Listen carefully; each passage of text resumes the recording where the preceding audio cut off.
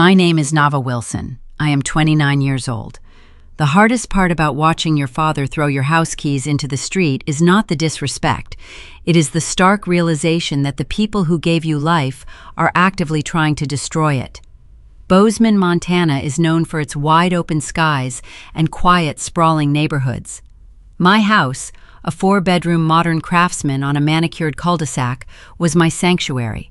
I bought it at 27 after 5 years of 70-hour work weeks working as a financial analyst. It was the physical manifestation of my independence. The sound of the new deadbolt clicking into place echoed across the porch. I stood on my own front lawn, the Montana evening chill biting through my blazer, holding a single shattered piece of ceramic. It was a plate I had painted when I was 9, a clumsy bluebird with uneven wings. Now it lay in shards across the welcome mat, tossed outside like trash. My father, Richard, stood on the other side of the threshold. He did not look angry. He looked triumphant. The wrinkles around his eyes tightened as he held up my spare set of house keys, the ones I kept hidden inside the fake rock by the hydrangeas, and flicked his wrist. The metal keys arced through the twilight air and landed with a dull metallic clink in the street gutter. "This is her house now, Nava," he said, his voice flat, devoid of any parental warmth. Before I tell you how I systematically dismantled my family delusion, I need to ask you something. At what age did you realize your own family was toxic? Drop your age in the comments and hit that subscribe button to support the Morning Revenge channel. We bring you real stories about drawing the hardest lines. Behind my father, the front door swung wider. Haley, my 26-year-old sister, leaned against the doorframe. My stomach tightened. She was wearing my custom-tailored gray cashmere sweater, the one I had purchased to celebrate my promotion to senior analyst just last month. I could see the sleeves were slightly too long for her, drooping over her wrists. In her right hand, she held my favorite custom-ordered coffee mug, blowing on the rising steam. She took a sip, her eyes locking onto mine over the rim, and offered a slow, deliberate smile. My pulse tapped a steady, cool rhythm against my throat. I did not scream. I did not beg. Decades of dealing with Richard gaslighting me and Haley demanding the world had trained me to process betrayal like a corporate balance sheet. I was identifying the deficit, isolating the liability, and preparing to mitigate the loss. Haley had failed out of 2 degree programs. She had totaled a car our parents bought her. She always required a soft landing, and I was expected to be the mattress. Every time she quit a job or ruined a relationship, my parents looked to my bank account and my stability to fix it. Today was the final ledger entry. I looked around the yard. My belongings were scattered across the frosted grass. A silk blouse hung awkwardly over a rhododendron bush. A pair of my running shoes sat half buried in the flower bed dirt. The sheer visual of my private life aired out for the neighborhood to see was designed to humiliate me. Across the street, I could see the silhouette of Mrs. Gable parting her living room blinds to watch the spectacle. My parents wanted a scene. They wanted a screaming match on the lawn to justify their cruelty, a narrative they could spin to the neighbors about the ungrateful, hysterical daughter who had to be put in her place. I denied them the satisfaction. I reached into my coat pocket and pulled out my phone. Ignoring my father's taunting gaze, I opened my home security app. A red banner flashed across the top of the illuminated screen reading, "Smart Home Hub Offline." A slight smirk touched the corner of my mouth. They thought they had blinded me by simply unplugging the router in the living room. They had no idea the security system I installed ran on a discrete cellular backup with direct cloud storage. Every second of their intrusion, every word spoken inside that house was already preserved on a remote server. The trap was set before they even realized they were playing a game. "You are trespassing," I stated, keeping my tone perfectly measured. My voice carried through the crisp evening air, calm and unshaken. "It is a family home," Richard retorted, folding his arms across his chest. His posture was rigid, demanding authority he no longer possessed. "And you owe your sister—" "Owe her." The phrase tasted like ash on my tongue. I had spent my entire adolescence shrinking my own life so Haley could take center stage. I paid my own way through college, I built my own credit, I signed the mortgage documents with my own pen. There was no family money tied to the cedar siding or the hardwood floors I spent hours picking out. Instead of stepping toward the porch, I turned my back on them. The silence from the yard spoke louder than any threat I could have screamed. I walked over to the driveway and picked up my overnight suitcase, the only possession I had upon returning from my business trip to Denver. My hand gripped the cold plastic handle. I walked to my car, unlocked it, and slid into the driver's seat. Through the rearview mirror, I saw Haley step out onto the porch, her smug smile faltering just a fraction. She expected a fight. She got a ghost. I turned the ignition, the engine roaring to life, and cranked the heater to chase the Montana chill from my bones. I put the car in drive and pulled out of the neighborhood without a second glance backward. As my tires rolled over the asphalt, the transition was instantaneous. I stopped being a daughter. I became a plaintiff. I hit the dial button on my steering wheel. The Bluetooth rang twice before a sharp, authoritative voice filled the cabin. "Logan Pierce speaking." "Logan," I said, keeping my eyes fixed on the dark road ahead. They changed the locks. Logan was a real estate attorney with a reputation for being a shark in a tailored suit. He handled high-stakes property litigation and had zero tolerance for amateur hour. I could hear the rustle of papers pausing on his end of the line. He did not ask how I felt. He did not ask if I was crying. "Where are you sleeping tonight, Nava?" he asked, his tone shifting into tactical mode. "A hotel," I replied, merging onto the highway as the sun finally dipped behind the Bridger Mountains, casting long shadows across the valley. "I am driving there now." "Do not go back to the property," Logan instructed. "Do not text them, do not engage. I will pull the county records in the morning to see if they filed anything fraudulent to justify the lockout. Have your title insurance policy ready." "I want the police there at first light," I said. My fingers squeezed the leather steering wheel until my knuckles turned white. "You will have them," Logan promised. The hotel check-in was a blur of sterile lobbies and synthetic hallway smells. It was a stark contrast to the warm amber lighting and cedar scent of my own home. I swiped the key card to my room, tossed my overnight bag onto the stiff mattress, and walked straight to the window. I looked out over the parking lot, the glowing street lamps illuminating the frost gathering on the car hoods. I did not sleep. I spent the entire night sitting in the stiff armchair by the window, drinking terrible room service coffee, waiting for the sun to rise. The sky turned a bruised purple, then a pale icy pink. I grabbed my coat and drove back to the neighborhood. The frost crunched under my tires as I turned onto my street. The air was biting, sending plumes of white breath from my lips as I parked halfway down the block. The quiet morning was shattered. 3 police cruisers rolled silently around the corner, their red and blue lights flashing rhythmically against the pristine suburban facades. The heavy tires came to a halt right at the curb of my front lawn. Car doors opened, the heavy thud echoing in the stillness. Uniformed officers stepped out, adjusting their utility belts, their boots crunching on the frosted grass as they walked past my discarded clothes toward the front porch. The true fallout was just beginning. I stepped out of my car, the cold morning air biting at my cheeks. The lead officer, a tall man with graying temples and a heavy utility belt, turned toward me as I approached the curb. His breath plumed in the freezing Montana dawn. I introduced myself, handing over my driver's license. The address printed on the plastic perfectly matched the numbers bolted next to the front door of the Craftsman home. I explained the situation in concise, clinical terms. My parents had changed the locks while I was out of town on business, and my sister was occupying the property. I requested an escort to reclaim my home. The officers exchanged a professional glance, nodding, before walking up the paved driveway. They climbed the porch steps, their heavy black boots thudding against the painted wood. The lead officer knocked twice, a firm, commanding sound that echoed down the quiet suburban street. The door opened almost immediately. Richard stood there wearing a thick wool cardigan, holding a ceramic mug of coffee. He looked relaxed, playing the part of the bewildered suburban father interrupted during his morning routine. He widened his eyes, shifting his gaze from the uniformed officers on his porch to me, standing safely behind them on the walkway. "Can I help you, officers?" Richard asked, his voice dripping with practiced polite confusion. My father was always a salesman. In the late 90s, he sold used sedans. Then he moved to insurance and eventually transitioned into whatever temporary grift kept him afloat while my mother worked double shifts at the clinic.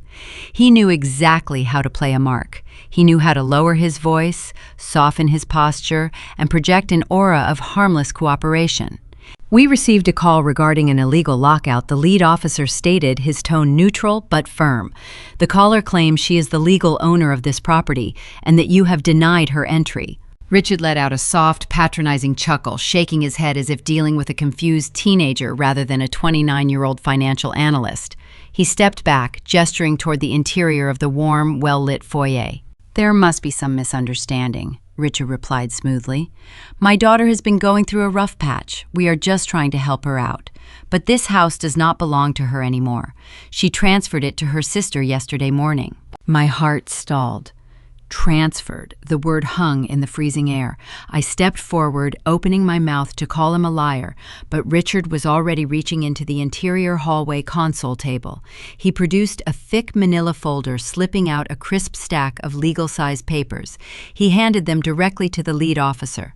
The officer flipped open the document. I stood close enough to read the bold black font across the top of the page.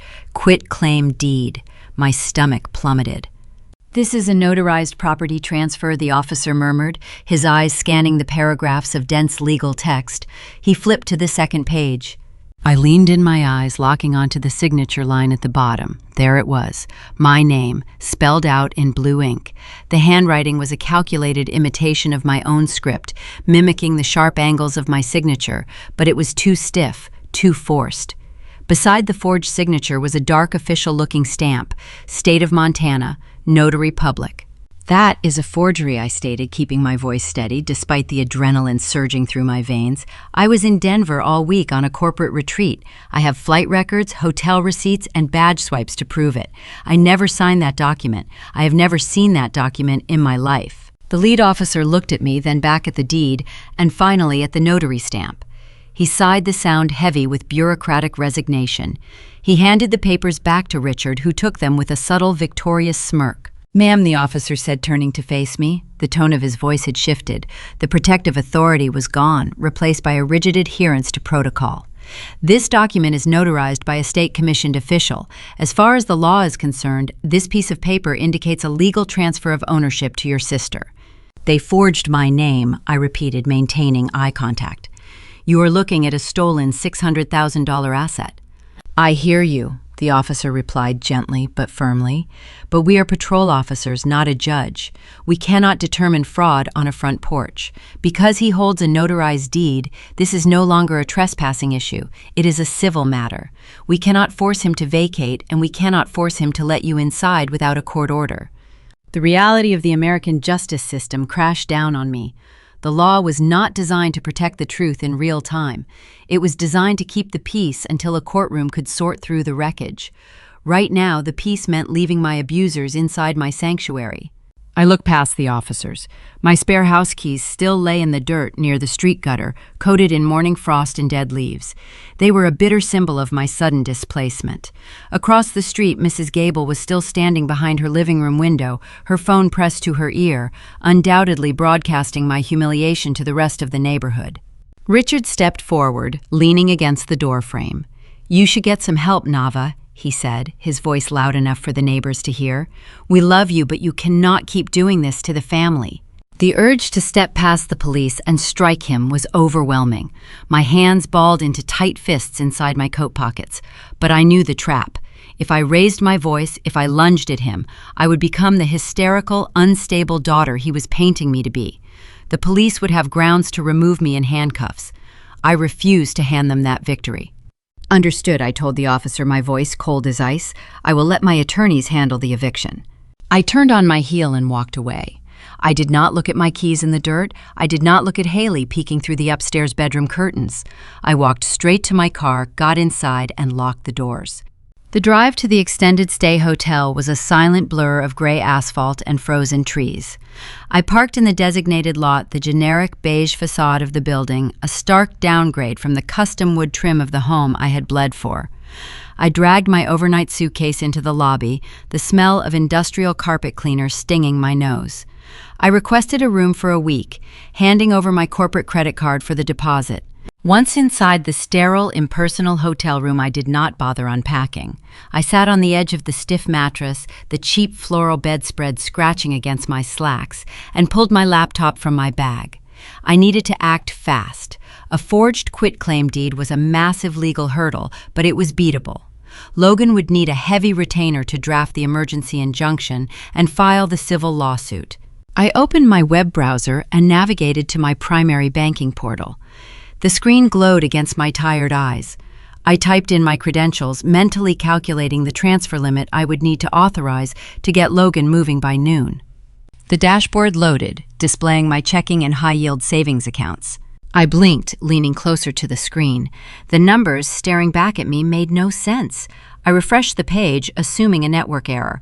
The screen blinked, reloaded, and displayed the exact same devastating reality. The balance in my primary savings account, the safety net I had meticulously built over 5 years of grueling overtime and calculated investments, was gone. The ledger showed a string of 0 digits. Someone had drained the account dry. The glowing digits on the laptop screen burned into my retinas.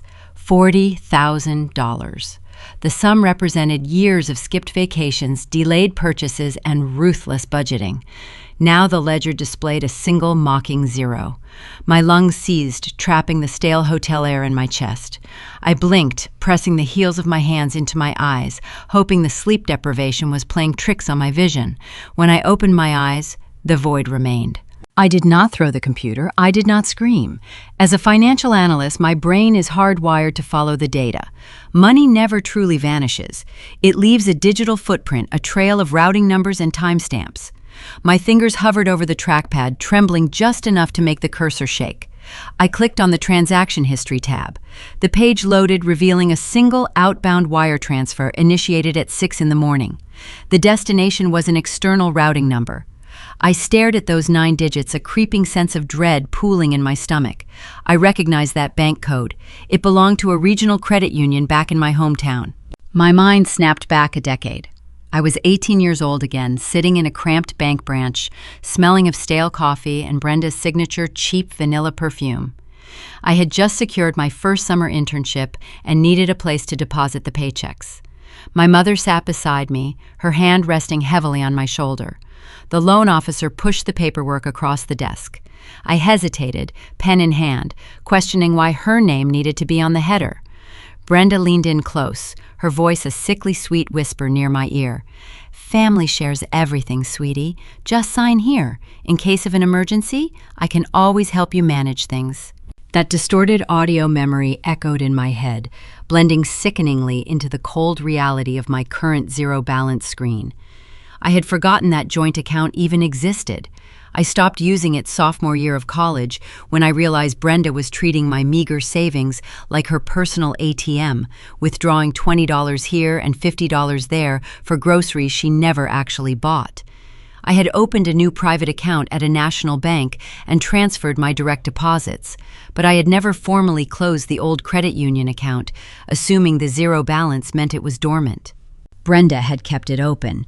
She kept the account active like a hidden back door, waiting for the perfect moment to strike. She had somehow linked my current high-yield savings to that archaic joint account, initiating an external pull. Because her name was technically on the receiving end, the automated fraud systems did not flag it as suspicious. They were not just petty thieves, they were strategic.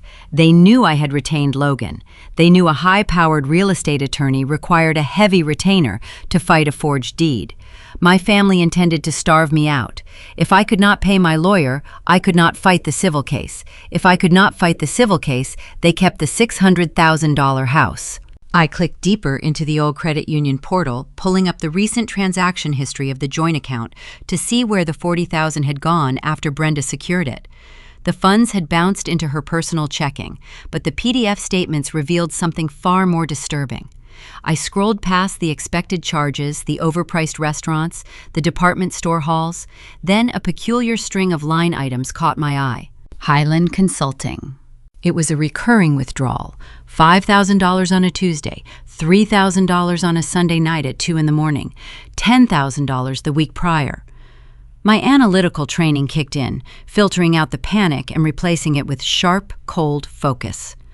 A legitimate consulting firm does not charge odd amounts in the middle of the night on a weekend.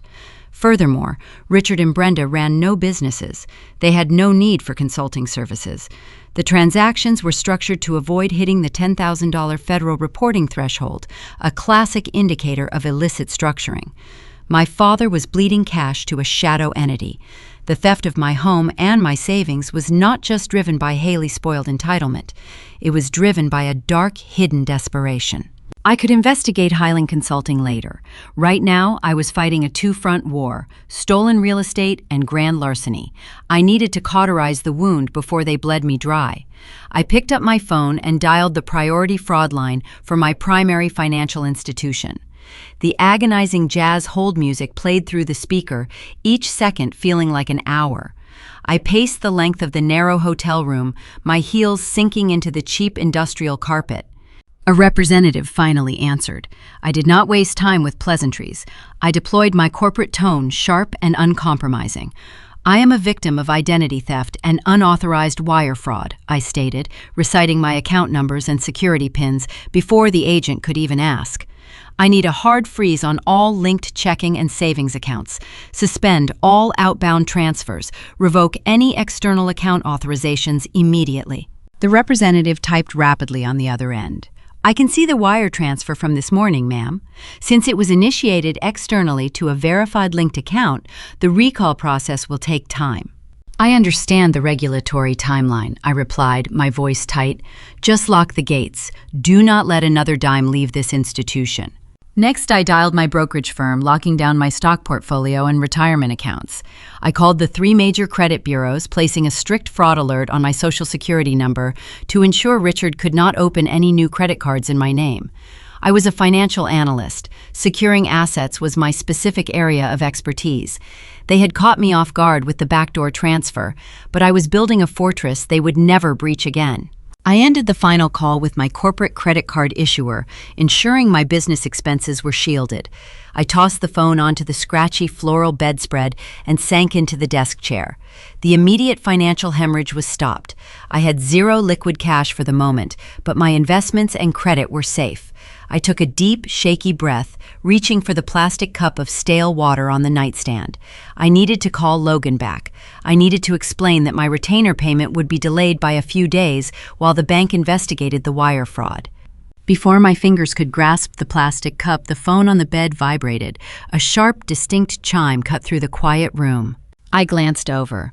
The screen lit up with a notification from Facebook. Then it chimed again. And again. The phone began to vibrate continuously, dancing across the quilt as a barrage of alerts flooded the lock screen. 10 notifications, 20, 50. I frowned, setting the water down. I rarely use social media, maintaining a private profile for distant relatives and former college classmates. I picked up the device, unlocking the screen. The notifications were a relentless stream of tags, shares, and direct messages. My heart hammered against my ribs. I opened the application.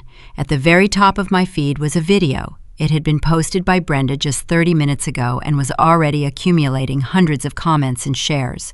The thumbnail showed my mother sitting at her kitchen table, my kitchen table, dabbing her eyes with a tissue. I tapped the screen. The video began to play. Brenda looked directly into the camera lens. Her makeup was artfully smudged, giving her the appearance of a shattered, heartbroken matriarch. The lighting was carefully angled to highlight her tears. I did not want to do this publicly. Brenda's voice trembled through my phone speaker, thick with rehearsed sorrow. But we need to protect our community. My daughter Nava has been hiding a dark secret from all of us. I stared at the screen paralyzed, as my mother began to spin a web of lies so vast and damaging, it threatened to destroy the only thing I had left. Brenda dabbed at the corner of her dry eye with a crumpled tissue, looking directly into the camera lens. Her voice trembled with a precision that only came from years of practice. I did not want to do this publicly, my mother whispered, pausing to let a fake sob catch in her throat. But we need to protect our community. My daughter Nava has been hiding a dark secret from all of us. I sat frozen on the edge of the stiff hotel mattress, the harsh white glow of the phone screen illuminating the dim room. The volume was low, but every word felt like a physical strike.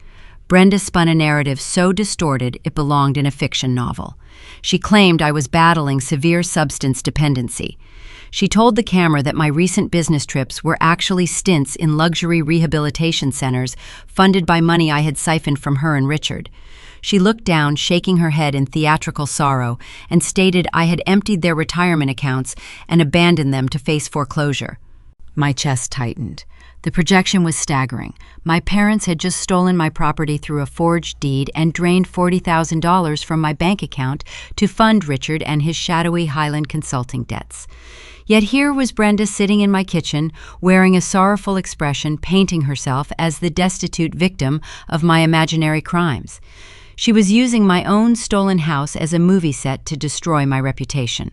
Bozeman is a growing city, but at its core it still operates like a small town. Reputations are built over decades and can be dismantled in an afternoon. I spent 5 years establishing myself as a senior financial analyst, managing portfolios for local business owners, ranchers, and medical professionals. Trust was my primary currency. Brenda knew this. She aimed her weapon directly at the foundation of my livelihood, striking where I was most vulnerable. I scrolled down to the comments section. The engagement numbers were climbing at a terrifying rate. 200 shares, 500 likes. I recognized the names of the people commenting.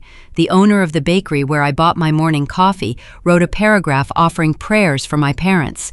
A local contractor I had hired last year to redo my patio expressed his disgust, stating he always knew something was wrong with me. The community was turning against me in real time, fed by a diet of rehearsed tears and fabricated trauma. A sharp buzz against my palm pulled my attention away from the social media feed. A text message banner dropped down from the top of the screen. The sender was Aunt Barbara, my older sister. Barbara lived 3 towns over and sent me a birthday card every September. We had shared Thanksgiving dinners for 20 years. I tapped the notification. The message was short, brutal, and devoid of any inquiry into my well-being. You are a monster, Nava. After everything your parents sacrificed to raise you, leaving them bankrupt for your selfish habits is unforgivable. Do not ever contact this side of the family again. The words blurred slightly as a hot flush of betrayal crept up my neck. Barbara did not ask for my side of the story. She did not call to ask if the accusations were true. She swallowed the lies whole, eager to participate in the collective outrage. It was a harsh reminder of my childhood, where Brenda always controlled the narrative at family gatherings, painting my quiet, introverted nature as aloofness or disrespect. My fingers flew across the digital keyboard. I drafted a response to Barbara, my thumbs pressing so hard the glass screen flexed. I typed out the truth. I explained the forged quitclaim deed, the stolen $40,000, the illegal lockout. I wanted to attach screenshots of my drained bank accounts. I wanted to post the police report number in the public comment section of Brenda viral video. The urge to scream my innocence into the digital void was overwhelming. Before I hit send, I closed my eyes and forced myself to breathe.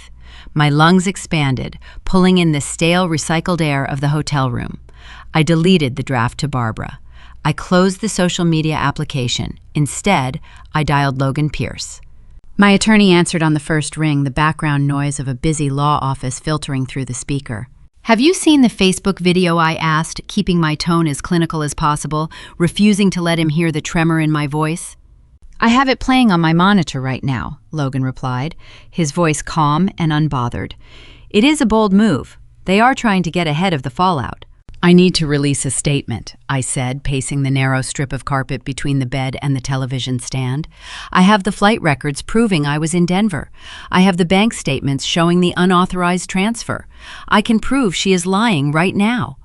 "Do not post a single word," Logan commanded, his tone sharpening into a strict legal directive. "They are destroying my reputation in my own city," I countered, my jaw clenching until my teeth ached. "My aunt just disowned me via text. Local vendors are calling me a thief." "Let them," Logan said. "Radio silence is your best weapon, Nava. When you argue with them online, you validate their narrative by participating in the drama. You reduce a felony fraud case to a petty family feud." I stopped pacing, staring at the blank hotel room wall. Listen to me carefully, Logan continued. We want them to feel victorious. We want them to think you are too ashamed or too scared to fight back. When criminals feel safe, they get sloppy. They make mistakes. They leave trails. Let your mother enjoy her online sympathy today. By the time we file the injunction and serve the subpoenas, those digital footprints will be the very evidence we use to prove defamation and malicious intent in front of a judge. Do not engage. I swallowed the bitter pill of his logic. You are the attorney, I murmured. I will stay quiet. Good, Logan said. Try to get some rest. We have a lot of paperwork to draft tomorrow. The call disconnected. I tossed the phone onto the cheap floral bedspread. The logic was sound, but the emotional toll was heavy. Remaining silent while being publicly crucified required a level of discipline that tested every fiber of my professional training. I walked into the cramped hotel bathroom, turning on the faucet to splash cold water on my face. The face staring back at me in the mirror was pale, the dark circles under my eyes, a testament to the sheer exhaustion of the past 24 hours. I dried my face with a scratchy towel and walked back into the bedroom. I needed sleep. I needed to let my brain rest so I could face the legal battle ahead with a clear mind. As I reached for the lamp switch, my phone illuminated again. This time, it was not a social media notification or a text message from a misguided relative. It was a high-priority email alert from my corporate firm server. The distinct blue icon signaled an internal communication. I picked up the device, my brow furrowing. It was past 9 o'clock at night. Financial firms rarely sent internal emails at this hour unless there was a critical market failure or a significant internal crisis. I opened the secure mail application. The sender was Diane, the Director of Human Resources. Diane was a stern, brilliant woman who had championed my promotion just weeks prior. The subject line was written in bold, unforgiving capital letters, "Urgent, disciplinary review required." My pulse, which had finally started to settle, accelerated back to a frantic rhythm. I tapped the screen to load the full message. Naava, the email read, it has come to the attention of the Executive Board that a deeply concerning video regarding your personal conduct and financial integrity is currently circulating within the local community. Given the nature of our business and the fiduciary duties we hold for our clients, these public accusations present a severe liability to the firm reputation. The words blurred together as panic began to claw at my throat. I read the final paragraph, my breath catching in my chest. You are required to attend an emergency meeting in my office tomorrow morning at exactly 8 o'clock. Be prepared to discuss your future at this company. The social media firestorm had just crossed a fatal line. My family had not merely stolen my house and my savings. They had breached the walls of my professional life, threatening the very career I needed to survive. My name is Naava Wilson. The morning sun reflected harshly off the glass facade of the downtown Bozeman Financial Center. I sat in my parked car, watching my breath fog the windshield. The digital clock on the dashboard read 7:45. My stomach twisted into a tight knot, a physical reaction to the dread pooling in my chest. For 5 years, this building represented my sanctuary. It was the one place where logic ruled, where numbers always balanced, and where my family's chaotic dysfunction could not reach me. Today, the pristine glass felt like a cage. Before we step into that boardroom, I have a question for you. Have you ever had a trusted mentor turn their back on you when you needed them most? Drop your answer in the comments and subscribe to the Morning Revenge channel for more stories about taking back your power and fighting corporate betrayal. I stepped out into the freezing air, pulling my wool coat tighter around my shoulders. My heels clicked a steady, rhythmic march across the concrete plaza. Pushing through the revolving doors, the familiar scent of artisanal espresso and expensive cologne washed over me. I approached the security turnstile, pulling my plastic identification badge from my purse. I pressed the magnetic strip against the scanner. A sharp, discordant beep echoed through the lobby. The light flashed crimson red. Access denied. My pulse quickened. The security guard, a man I had exchanged pleasantries with every morning for 3 years, averted his eyes. He reached under his desk and triggered the manual override, allowing the glass gate to swing open, but his silence spoke volumes. The contagion had already spread. The elevator ride to the 14th floor felt like an eternity. The polished metal doors slid open, revealing the hushed, carpeted corridors of the executive wing. I bypassed my own cubicle, ignoring the averted glances of my colleagues, and walked directly toward the Human Resources Department. Diane was waiting for me. She sat behind her broad mahogany desk, her hands folded neatly over a closed manila folder. Diane was 55, possessed a brilliant mind for corporate strategy, and always wore immaculate navy suits. She had personally recruited me out of the junior pool, grooming me for the senior analyst position. I respected her deeply. That made the cold, detached expression on her face all the more devastating. "Close the door, Nava," she instructed, her tone devoid of its usual warmth. I pushed the heavy oak door shut and the click of the latch sealing us inside the soundproof room. I sat in the rigid leather chair opposite her, keeping my spine perfectly straight. I refused to let my exhaustion show. "An email arrived in the executive inbox at 4 o'clock this morning," Diane began, her eyes locking onto mine with surgical precision.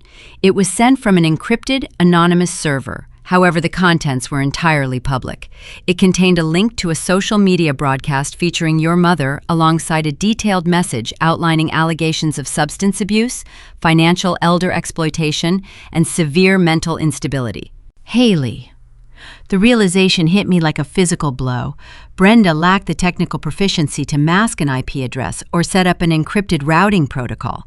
My sister, however, spent her college years navigating the dark corners of the internet. Haley had bypassed my personal boundaries and aimed a targeted strike directly at my corporate livelihood, ensuring the board of directors saw the smeared fabrication before I could even clock in. "Diane," I started, my voice remarkably steady despite the adrenaline flooding my veins. "Those claims are entirely fictitious. I am currently the victim of a coordinated property theft and wire fraud scheme orchestrated by my own relatives. I have retained legal counsel to fight a forged quitclaim deed." Diane held up a single, perfectly manicured hand, demanding silence. "I understand you are navigating a complex personal crisis, but you also understand the nature of our industry. We manage hundreds of millions of dollars in generational wealth. Our clients trust us because we project absolute, unimpeachable stability. A senior analyst accused of draining her parents' retirement funds to fuel a secret addiction is a catastrophic public relations liability."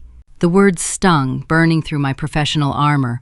"I am innocent," I pressed, leaning forward slightly. "My financial records are spotless. You have seen my portfolio yields. You know my character." "I know the woman who works in this office," Diane corrected, her voice softening just a fraction, revealing a brief glimpse of pity. Pity was infinitely worse than anger. "But corporate policy does not operate on personal affection. The board views this as an unacceptable risk. We cannot have your name attached to client accounts while this digital circus plays out in the local community." She unclasped her hands and picked up the manila folder. With a slow, deliberate motion, she slid the paperwork across the polished mahogany surface. The thick paper hissed against the wood, stopping exactly at the edge of the desk. "Effective immediately, you are placed on unpaid administrative leave, pending a comprehensive internal investigation." Diane stated, retreating back into her clinical corporate persona, "You must surrender your badge, your company laptop, and your security tokens. You are barred from contacting clients or accessing internal networks." My fingers felt numb. The cold, disappointing slide of that suspension document severed my last remaining lifeline. I had endured the lockout. I had survived the theft of my savings. I drew my strength from my career, relying on my paycheck to fund the legal war I was about to wage. Now my family had successfully severed my income. They were systematically dismantling my entire existence, leaving me isolated and starving. "How long do I have to clear my name?" I asked, staring at the signature line demanding my immediate compliance. "You have 14 days, Diane replied. "If you cannot provide a certified police report citing felony fraud and a judicial injunction proving your innocence by the end of the month, the board will terminate your contract with cause." I did not argue. Arguing with bureaucracy was a waste of precious oxygen. I uncapped my pen, signed the document, and placed my plastic identification badge on top of it. I stood up, smoothing the wrinkles from my skirt, and walked out of the office without another word. The walk back to my car was a blur of righteous fury. The initial shock evaporated, replaced by a burning, singular focus. 14 days. I did not have weeks to let the slow gears of the civil courts turn. I needed undeniable, concrete proof of the forgery immediately. I needed to force the hands of the police, bypass the civil deadlock, and secure a criminal indictment. I climbed into my vehicle, slammed the door shut, and started the engine. I bypassed the highway, weaving aggressively through the morning commuter traffic, heading straight for the boutique law firm handling my case. My tires screeched slightly as I pulled into the visitor parking lot. I threw the transmission into park, grabbed my purse, and marched toward the entrance. The reception area of the firm was an exercise in minimalist wealth, featuring stark white walls and leather seating. I ignored the paralegal asking if I had an appointment, pushing past the glass partition and striding directly toward the corner office. I pushed the door open. Logan was standing behind his desk, surrounded by stacks of legal briefs. The aggressive, confident shark demeanor he usually projected was entirely absent. He looked pale, his brow furrowed deeply as he stared intently at his computer monitor. "Logan," I demanded, stepping into the room, "we need to accelerate the timeline. My firm just placed me on unpaid leave. I need an injunction today or I lose my career." Logan did not look up. He did not offer his usual sharp retort. Instead, he slowly rotated his monitor so the screen faced my direction. "Nava, shut the door," he commanded, his voice tight, lacking any of its usual professional detachment. I complied, the heavy oak clicking shut behind me. I walked around the desk, my eyes scanning the digitized document displayed on the glowing screen. "I pulled the county clerk records first thing this morning to review the forged quitclaim deed," Logan explained, pointing to the secondary file attached to the digital folder. "But I found an addendum filed yesterday afternoon. Your father did not just transfer the title of the property to your sister." I leaned closer, reading the dense legal jargon at the top of the newly discovered document.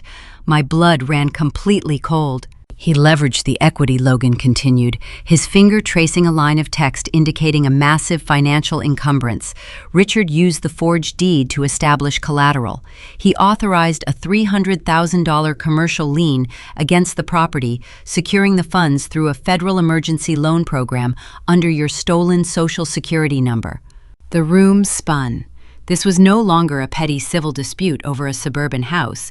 It was not just grand larceny of $40,000. By involving a federal lending agency and transmitting fraudulent applications across state lines using my identity, my family had crossed a terrifying threshold. They had unwittingly attached my name to a massive scheme involving government funds. This was federal identity fraud, and I was the primary suspect. The glowing pixels on Logan's monitor blurred together as my brain attempted to process the sheer magnitude of the betrayal. I was a financial analyst. I built my entire career on identifying risk, calculating exposure, and securing assets. Yet sitting in that pristine corner office, I realized I had completely miscalculated the baseline depravity of my own blood. Have you ever discovered that the people who raised you were quietly engineering your destruction behind your back? Share your experience in the comments and make sure to subscribe to the Morning Revenge channel as I take you through every brutal step of my retaliation. Logan tapped his expensive pen against the mahogany desk, breaking the suffocating silence. He pulled up the digital addendum, highlighting a dense block of financial jargon. "It is a home equity line of credit," he explained, his tone completely stripped of its usual reassuring warmth. $200,000. They did not just secure a federal emergency loan, they layered it. They used your immaculate credit history to open a massive line of credit against the property equity right before they filed the fraudulent quitclaim deed. My chest constricted. The air in the room suddenly felt entirely too thin to breathe. A HELOC required extensive underwriting, rigorous identity verification, and a mountain of sworn signatures. You cannot simply walk into a lending institution and borrow $250,000 on a house you do not own. The bank would have demanded to see the primary title holder in person. They would have required a state commission notary to witness the ink drying on the contract. How I managed to whisper, my throat raw and tight. How did they bypass the identity checks? Logan clicked his mouse, zooming in on the bottom right corner of the scanned document. The screen magnified a dark, circular stamp pressed over a signature line. The ink was slightly faded, but the name inside the official state seal was perfectly legible. The signature itself was a sloppy, hurried scrawl, a series of lazy loops that looked entirely too familiar. Travis Vance. The sickening realization hit me with the force of a freight train. Travis was Haley's on-again, off-again boyfriend. He was a man who reeked of cheap body spray and unearned confidence. He spent his 20s jumping from one failed multi-level marketing scheme to the next, constantly searching for a shortcut to wealth. Last year, he managed to pass the exam to become a notary public, a credential he primarily used to legitimize shady vehicle titles at a dilapidated used car lot on the edge of town. He backdated the paperwork I stated, the puzzle pieces snapping together in my mind with terrifying clarity. He notarized the HELOC documents to make it appear as though I signed them days before the property was transferred to Haley. Logan nodded grimly. It is a textbook criminal conspiracy. Richard orchestrated the loan, Brenda manipulated the banking transfers, Haley provided the fake title, and Travis supplied the legal cover. They turned your own equity into liquid cash, and because your name is on the origination documents, you are completely liable for the debt. I pressed the heels of my hands against my temples, trying to stop the room from spinning. The financial implications were catastrophic. I was already suspended from my firm. I had zero income. Now I was legally on the hook for a massive fraudulent loan, racking up daily interest I could never hope to pay. But it gets worse, Logan continued, turning the monitor off and leaning forward. The lender holding this debt is a ruthless national syndicate. If their internal risk department discovers there is a title dispute, or if they get a whiff of identity fraud before federal investigators officially freeze the asset, they will panic. What does that mean? I asked, dropping my hands to my lap. It means they will invoke the acceleration clause, Logan replied. They will not wait for a judge to sort out who actually owns the home. They will declare the loan in default due to fraudulent activity and initiate immediate foreclosure proceedings. They will seize the property, auction it off to recoup their $200,000, and leave you holding the remaining balance. You are fighting a war on two fronts now. If we alert the bank too early, you lose the house permanently. If we wait too long, the family drains the rest of the credit line and vanishes. I needed leverage. I needed something tangible to break the stalemate before the bank tore my sanctuary down to the studs. Civil courts moved at a glacial pace, and I did not have months to wait for subpoenas to clear. I needed a confession. I needed the weakest link in their criminal chain to snap.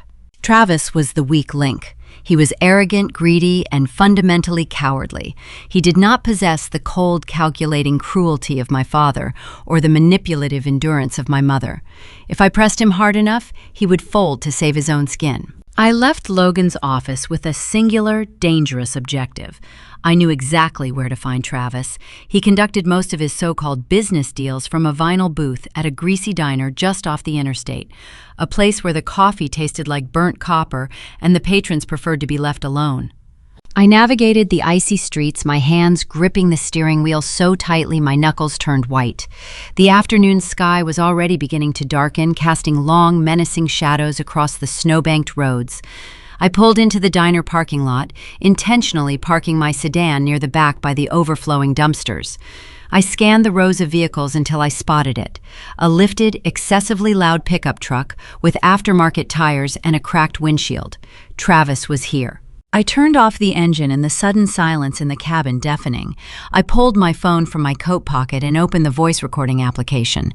I tapped the red circle, watching the digital timer begin to count upward. I slipped the device into the deep exterior pocket of my wool coat, ensuring the microphone was exposed just enough to capture the audio. I did not need a full written confession. I just needed him to admit on tape that he backdated the notary seal. That single piece of evidence would be enough to bring the police to his doorstep and force a grand jury indictment.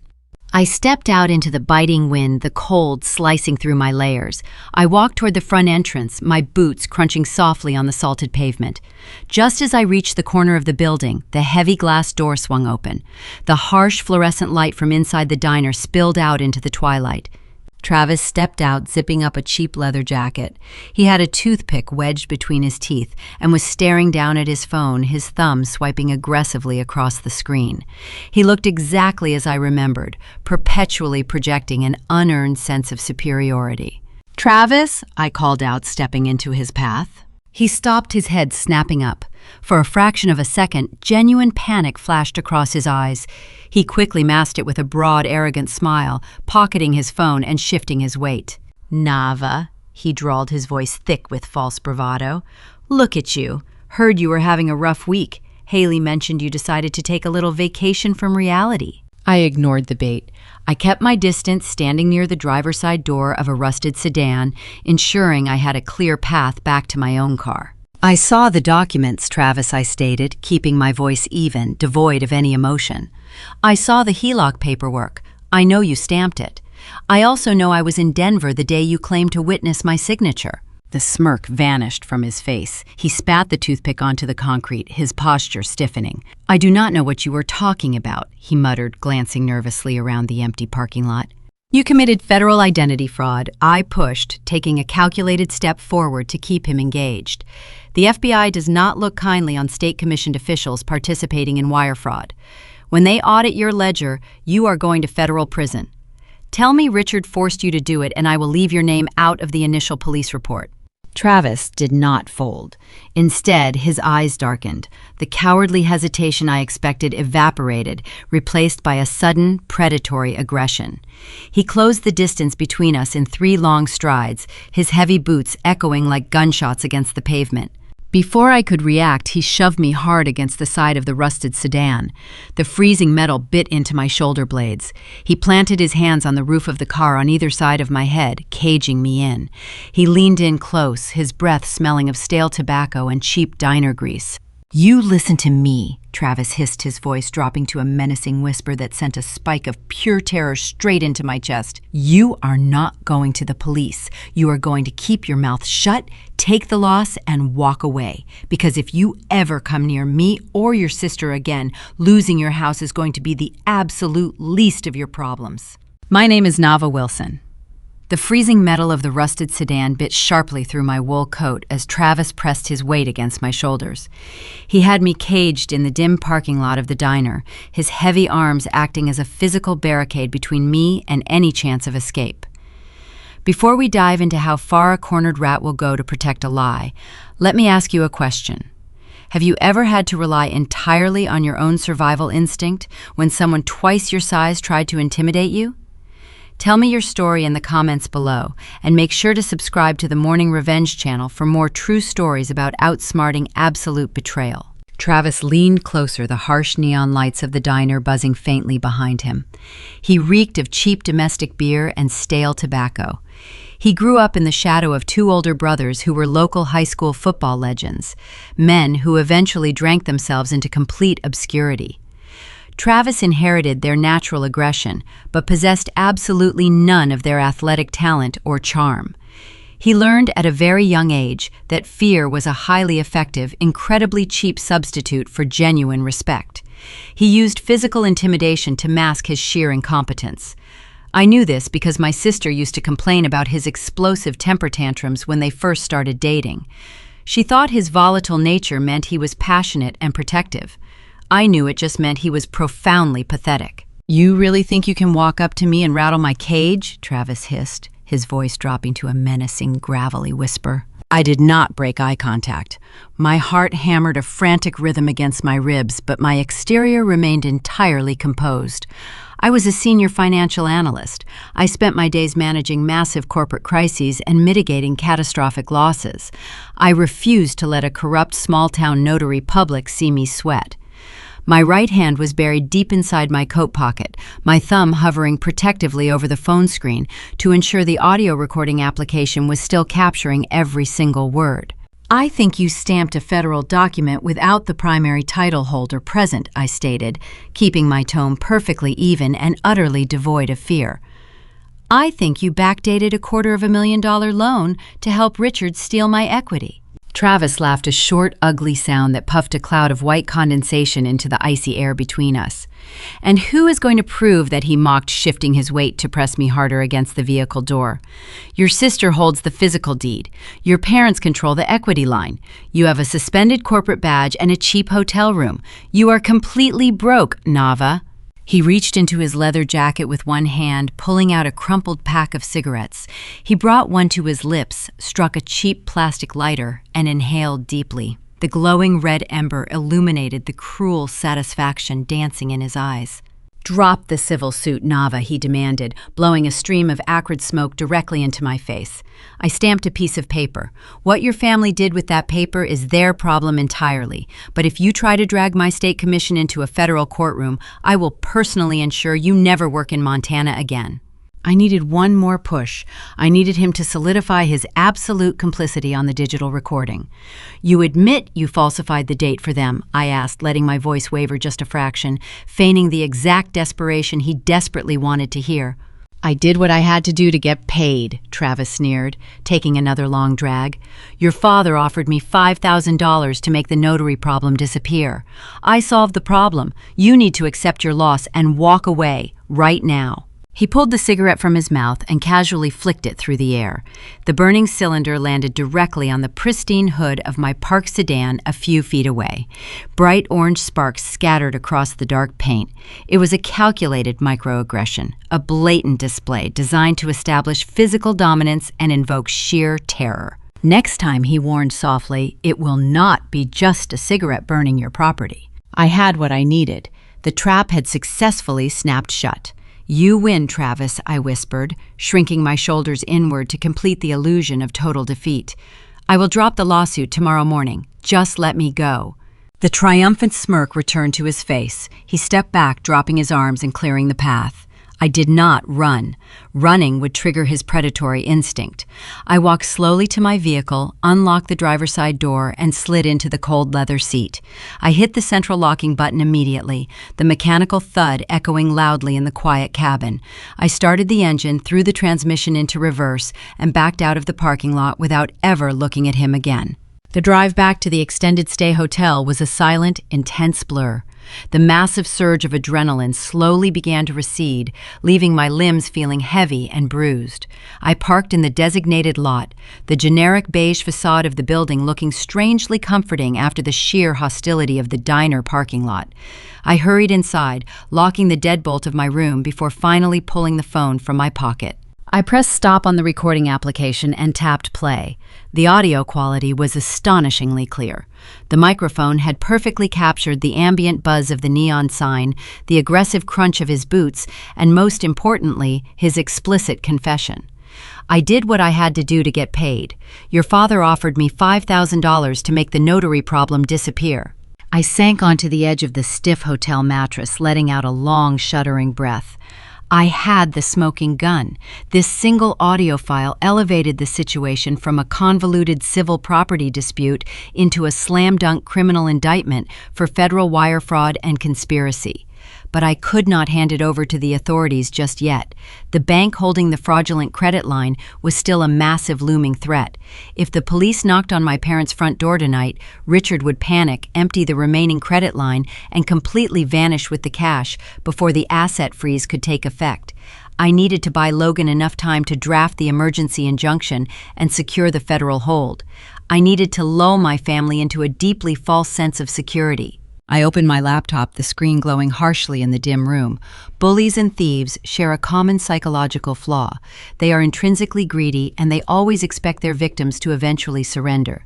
If they thought I was still fighting a high-stakes legal war for the house, they would remain hyper-vigilant. But if I convinced them I was completely broken, desperate for pocket change, and willing to accept their new reality, they would drop their guard entirely. I opened my email client and drafted a new message, adding Richard, Brenda, and Haley to the recipient list. I typed the subject line with careful precision: formal demand for rent. The strategy was a classic legal red herring. I began typing the body of the email, adopting the pathetic, defeated tone of a woman who had completely given up the fight for her stolen property. I wrote that, due to my recent suspension from the financial firm and my total lack of liquid assets, I could no longer afford to fight the property transfer in civil court. I explicitly stated that I was willing to temporarily recognize Haley as the current occupant of the home, provided she paid standard market rent to help me cover my basic living expenses. I demanded $2,000 a month, effective immediately, to resolve the matter privately and avoid further public embarrassment. It was a brilliantly humiliating distraction. To my family, this email would read like a white flag of surrender. It validated their theft in their own minds. It made it look as though I had accepted the forged quitclaim deed as an unbreakable reality and was simply begging for a monthly allowance to survive. It fed their massive egos perfectly. I attached a generic digital payment link, reviewed the text one last time, and hit send. I closed the laptop and walked over to the small window staring out at the frozen parking lot. The waiting game was agonizing. 10 minutes passed, then 30. The silence in the hotel room was absolute, broken only by the low hum of the miniature refrigerator. An hour later, the trap produced a reaction, but it was far more violent than I ever anticipated. A sudden, explosive pounding shattered the quiet atmosphere of the room. The cheap wooden door rattled violently in its frame, the hinges groaning under the immense force. Someone was kicking the base of the door with heavy, relentless strikes. "Open this door right now!" a shrill, hysterical voice screamed from the hallway, echoing loudly enough to wake the entire floor. It was Haley. She was not gloating, she was completely unhinged. I stood frozen in the center of the room, my pulse skyrocketing as the violent banging escalated into a chaotic, terrifying frenzy. My name is Nava Wilson. The relentless, violent pounding against my cheap hotel room door reverberated through my chest, drowning out the low hum of the miniature refrigerator. Fear is a fascinating human emotion. It strips away every layer of societal conditioning and exposes the raw, ugly truth hiding beneath our polite facades. Before I unlock this door and face the chaos waiting on the other side, I have a question for my listeners. Have you ever watched someone who spent their entire life bullying you completely unravel the moment they faced a real consequence? Share your darkest moments of vindication in the comments, and remember to subscribe to the Morning Revenge channel for more stories about dismantling toxic family empires piece by piece. The heavy strikes against the wood escalated. The flimsy metal hinges groaned in protest. I did not rush. I maintained a deliberate, measured pace as I walked across the stained industrial carpet. I reached for the brass deadbolt, my fingers cool and steady, and turned the latch. The heavy wooden barrier violently swung inward. Haley practically fell into the room, her forward momentum carrying her past the threshold. She caught herself on the edge of the television stand, gasping for breath. The smug, victorious aura she paraded around my front lawn yesterday had completely vanished. She looked utterly deranged. Her normally immaculate blonde hair was tangled and plastered to her forehead with cold sweat. The expensive designer mascara she always wore was smeared underneath her eyes, leaving dark, chaotic streaks down her pale cheeks. "Are you completely out of your mind?" Haley shrieked, her voice cracking as she spun around to face me.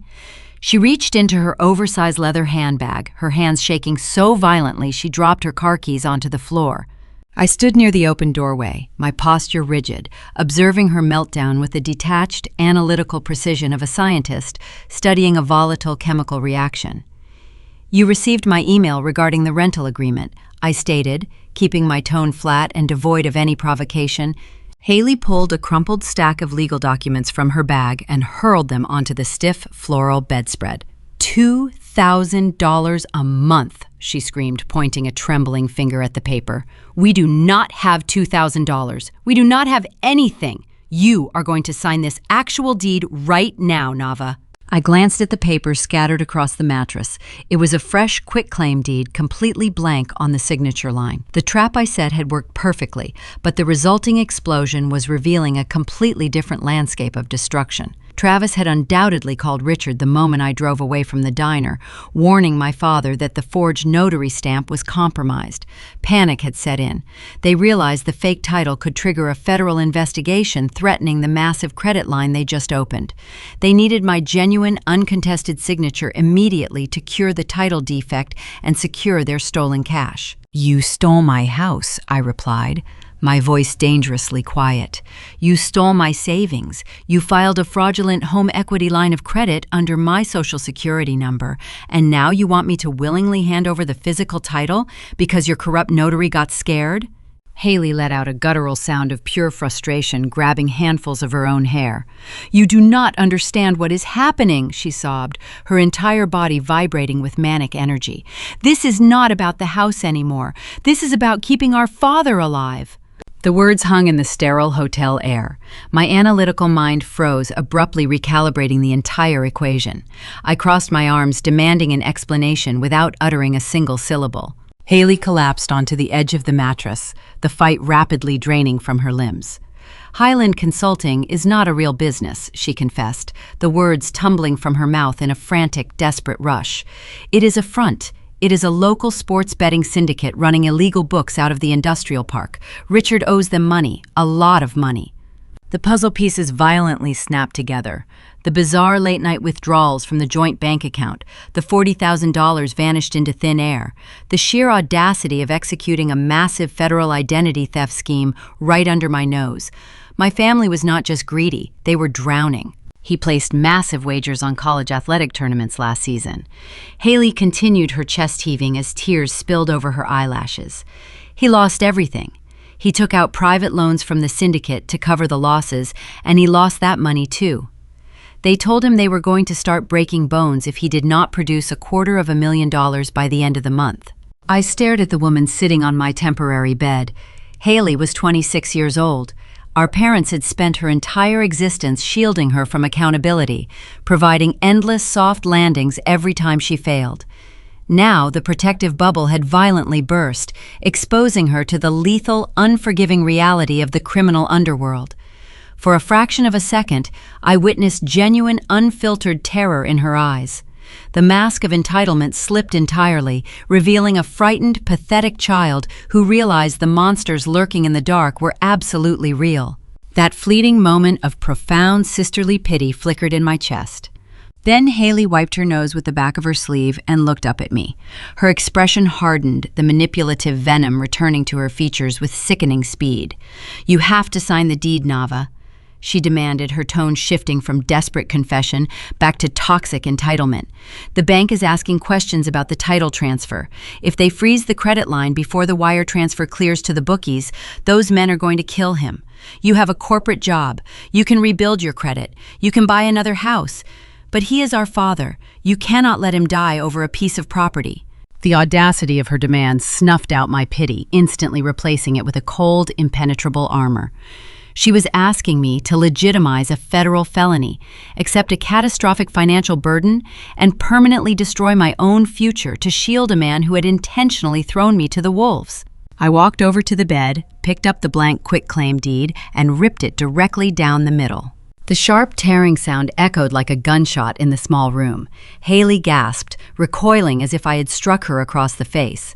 "I will not light myself on fire to keep your criminals warm," I declared, dropping the shredded paper onto the carpet at her feet. "Your father made his wagers. He can pay his own debts. Get out of my room." "You are a monster," Haley spat, rising from the mattress, her fists clenched at her sides. I pointed toward the open hallway. "Walk out that door right now, or I am calling the police and having you arrested for trespassing and harassment." Haley glared at me, her chest rising and falling rapidly. She snatched her purse from the chair, scooped up her car keys, and stomped toward the exit. She paused at the threshold, looking back over her shoulder.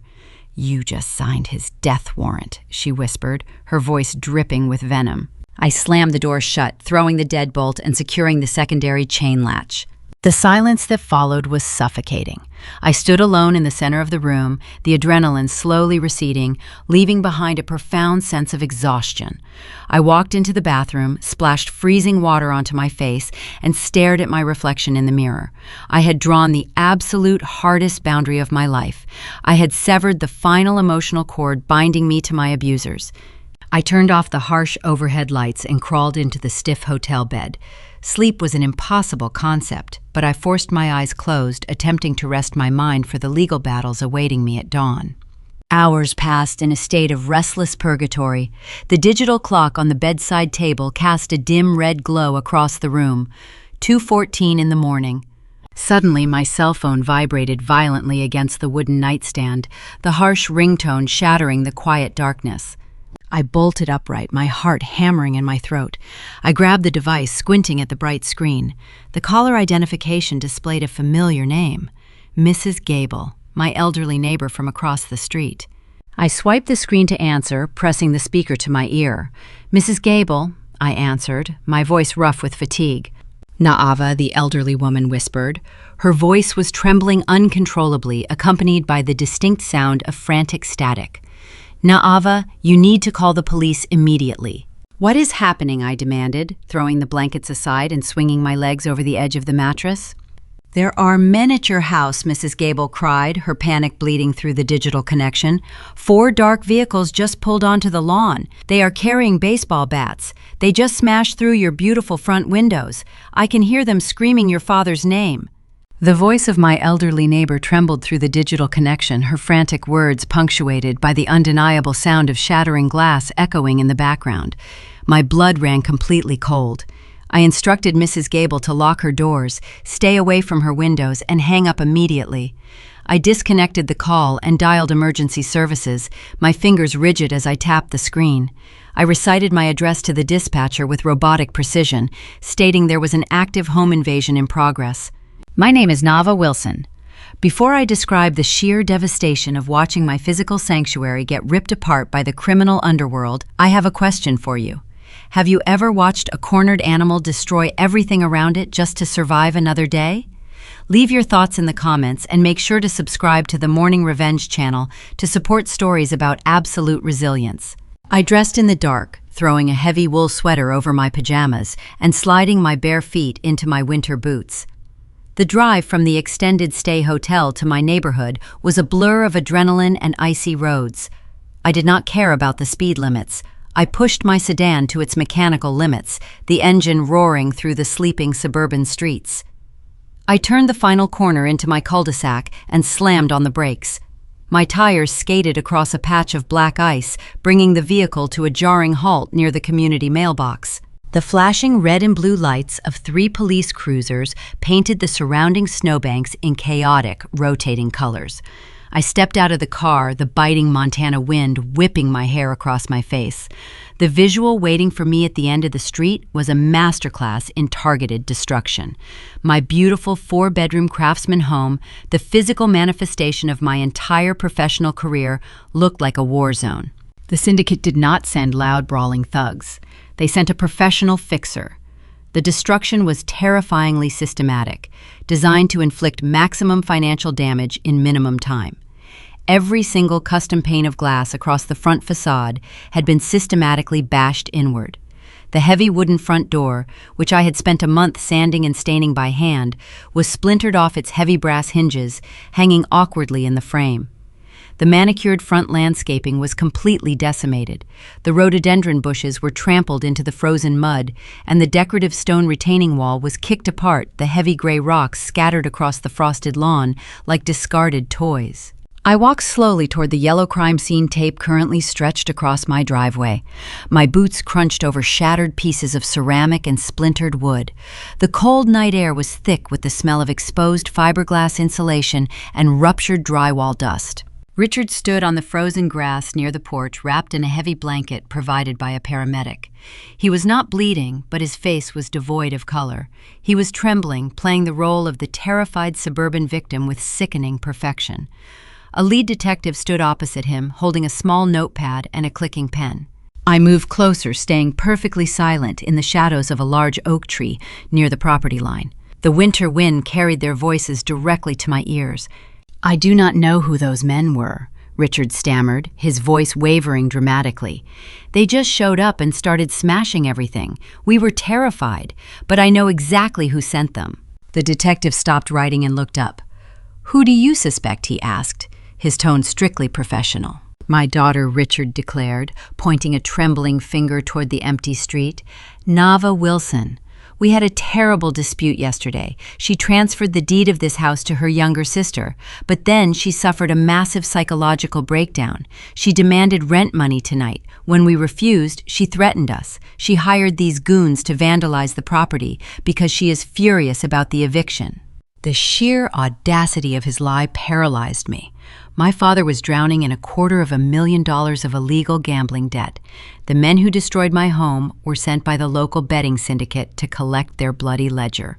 Yet Richard was using this terrifying intersection with the criminal underworld to permanently eliminate me. He was framing me for the violence to protect his own skin, aiming the entire police investigation directly at my back. A second officer emerged from the ruined doorway of my home, holding a clear plastic evidence bag. He approached the lead detective, interrupting my father and his twisted performance. "We found this resting on the hardwood floor in the living room," the officer reported, holding the bag up to the flashing cruiser lights. "It was thrown through the main picture window." I strained my eyes to see through the gloom. Inside the plastic bag was a heavy red landscaping brick. Wrapped tightly around the rough clay was a piece of white paper, secured with a thick black rubber band. It was a betting slip. Even from a distance, I could recognize the distinct blue ink of a local bookmaker tally sheet. The syndicate had left a literal calling card, a brutal reminder demanding the rest of the money Richard owed them. Richard stared at the evidence bag, his jaw tightening. He knew exactly what that slip of paper meant, but he did not break character. "She is insane," Richard whispered, forcing a dramatic tear to spill down his cheek.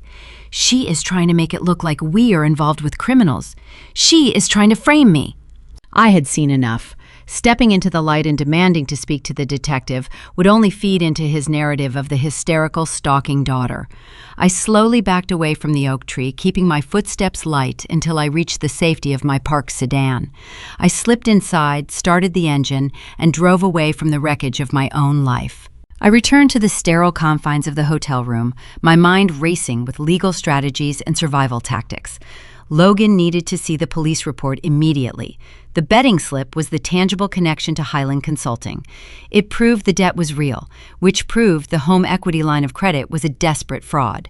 The sun eventually crept over the horizon, casting a pale gray morning light through the thin hotel curtains. I sat in the desk chair, fully dressed, drinking a cup of terrible instant coffee.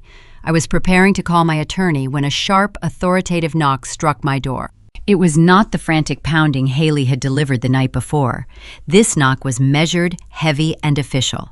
I stood up, walking cautiously to the door and peering through the small glass peephole. A man in a plain brown suit stood in the hallway, holding a thick manila envelope.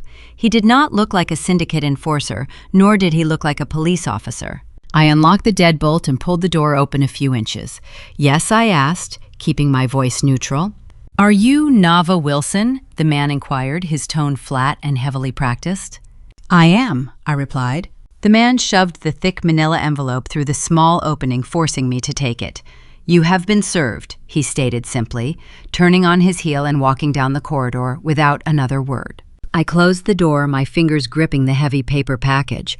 I walked over to the bed and tore the flap open. A massive stack of legal documents slid out onto the quilt. The header on the first page featured the official seal of the local district court. I read the bold black text, the air escaping my lungs in a sharp rush. It was an emergency restraining order. Richard and Brenda had not just filed a police report. They went directly to a judge at the break of dawn. They used the syndicate vandalism as fabricated absolute proof that I was a violent, unstable danger to their physical safety. The judge had signed the order granting them full protective status.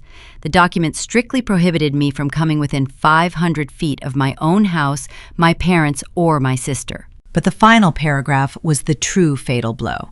Because the court now officially viewed me as a violent threat, the order mandated the immediate freezing of all my remaining personal bank accounts to prevent me from funding any further criminal retaliation. My family had successfully weaponized the justice system, locking me out of my own finances and completely severing my ability to fight back. My name is Nava Wilson. The harsh fluorescent lighting of the local district courtroom cast a sickly pallor over the heavy oak tables and the scuffed linoleum floor. Before I describe the sheer absurdity of watching my own mother fake a medical emergency under oath, I want you to consider a scenario. Have you ever possessed the absolute truth while everyone around you blindly believed a beautifully constructed lie? Tell me how you survived that isolation in the comments, and make sure to subscribe to the Morning Revenge channel as we finally dismantle this criminal family piece by piece. I sat perfectly still beside my attorney Logan at the dark wooden defense table. The air inside the judicial chamber smelled of cheap floor wax and stale anxiety. My financial accounts remained completely frozen. My corporate career was suspended indefinitely. If the judge granted this permanent restraining order today, Richard and Brenda would legally cement their theft. They would bar me from stepping within 500 feet of my own property while they slowly drained the fraudulent home equity line of credit dry. My parents sat just 15 feet away at the petitioner table. They had dressed for the performance of a lifetime. Richard wore an oversized gray suit that made his shoulders slump deliberately, projecting the image of a weary, beaten patriarch who could barely carry the weight of his own family tragedy. Brenda had completely abandoned her usual heavy makeup and expensive jewelry. She wore a faded beige cardigan over a plain cotton blouse. She kept her head bowed, her hands clasped tightly together on the tabletop, trembling with practiced vulnerability. They looked like the absolute perfect victims of elder abuse. Judge Harrison, a stern woman with silver hair and a reputation for zero tolerance, reviewed the emergency docket. She adjusted her reading glasses, looking down at the immense stack of paperwork my parents had filed at dawn. She instructed their state-appointed counsel to present the legal justification for the protective order. The opposing attorney, a young man who clearly believed every single word of their elaborate fabrication, stood up and painted a terrifying picture.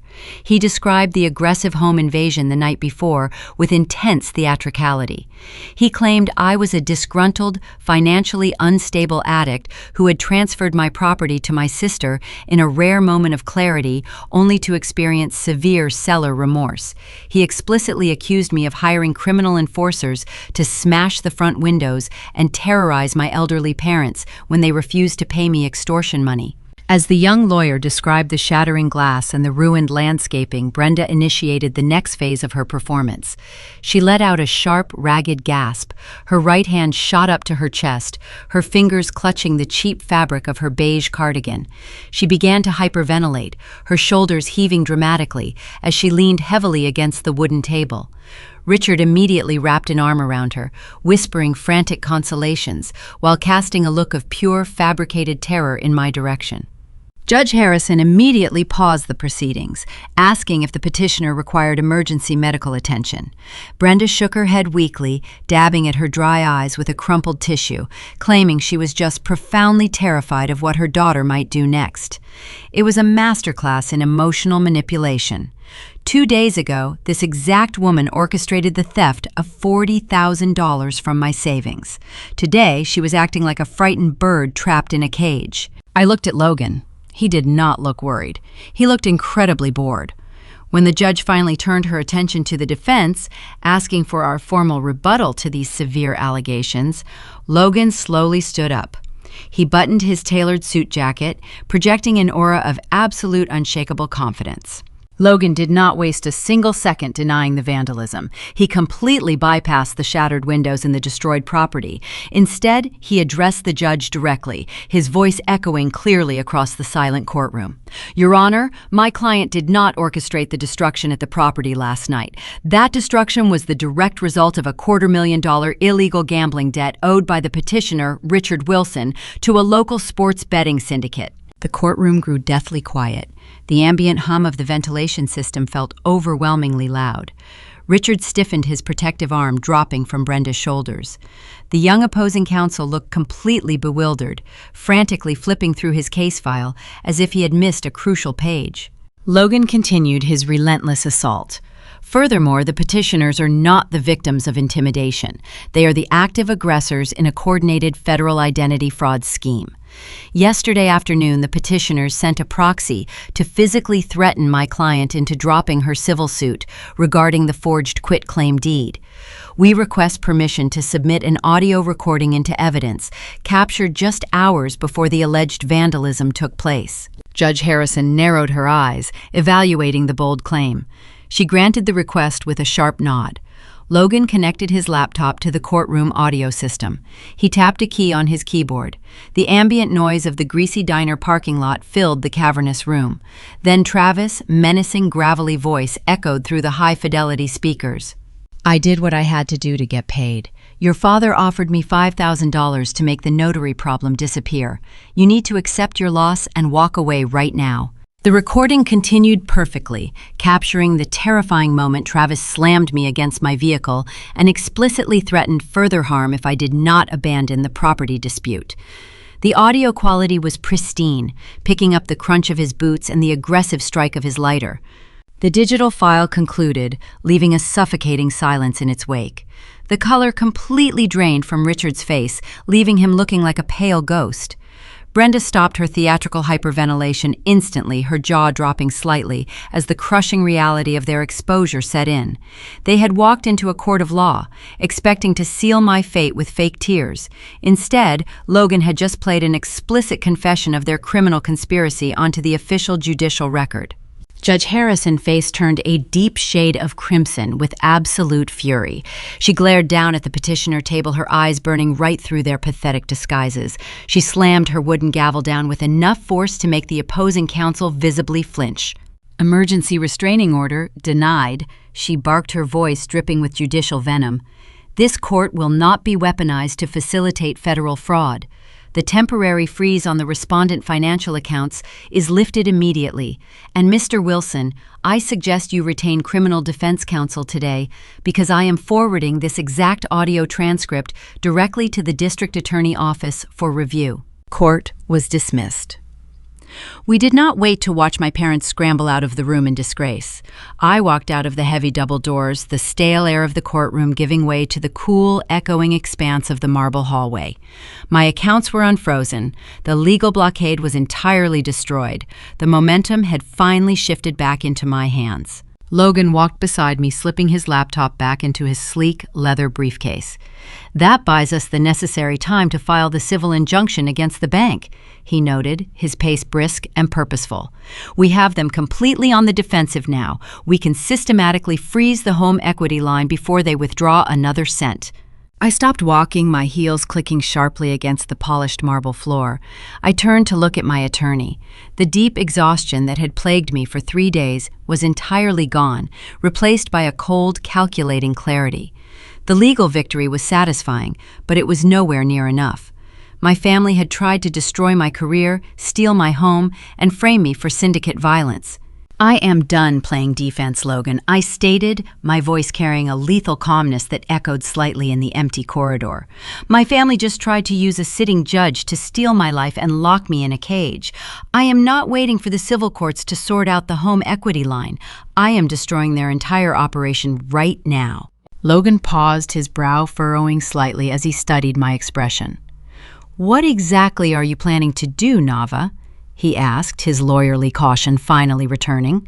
I reached into the inner compartment of my purse and pulled out a small encrypted external hard drive. The metal casing felt heavy and cold against my palm. "I brought the digital ledgers from my corporate firm," I replied, staring directly into his eyes. "While investigating the Highland Consulting wire transfers this morning, I found a staggering vulnerability in my hidden banking structure. I have the silver bullet, Logan, and by tomorrow morning my entire family is going to federal prison. My name is Nava Wilson." The encrypted external hard drive felt heavy and remarkably cold in the palm of my hand as I stood in the echoing marble corridor of the district courthouse. Before I tell you how a single piece of hidden technology dismantled an entire criminal conspiracy, I want to ask you something.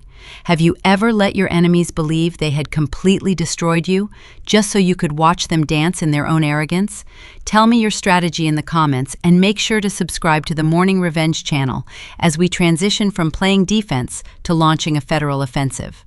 Logan stared at the small silver rectangle resting on my open palm, his brow furrowed in genuine confusion. He was a brilliant real estate attorney, but his expertise resided in property law and civil statutes, not digital surveillance. We walked out of the courthouse together, the crisp Montana afternoon air hitting our faces. The aggressive winter wind whipped my heavy coat around my legs, but I felt entirely impervious to the cold.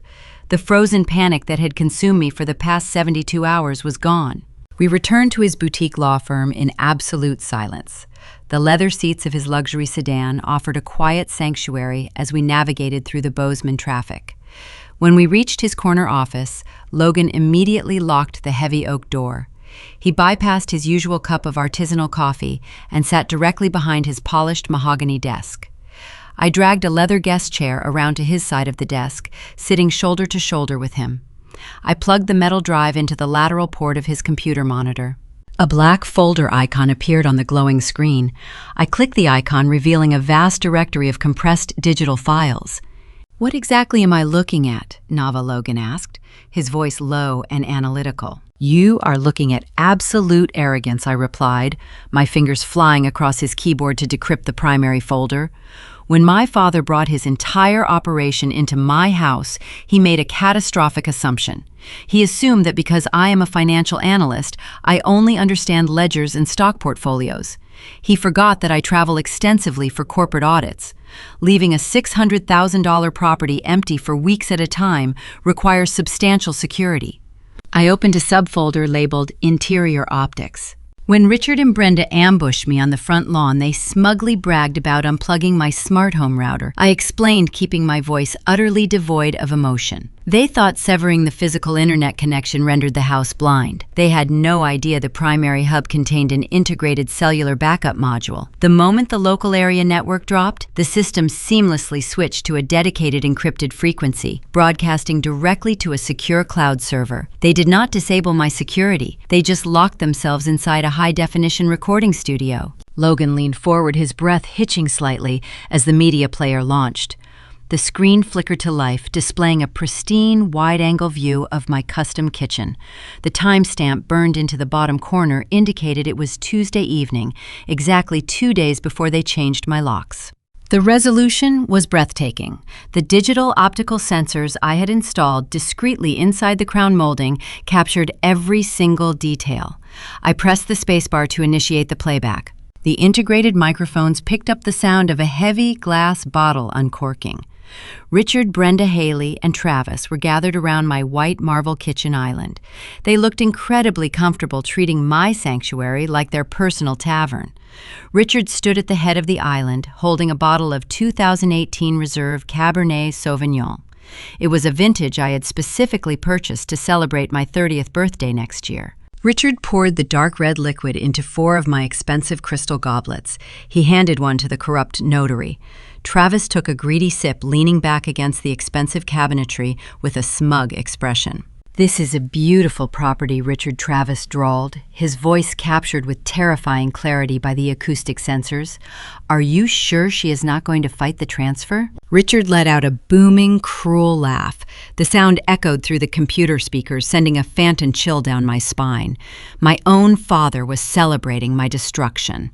"Let her try," Richard boasted, swirling the expensive wine in his glass.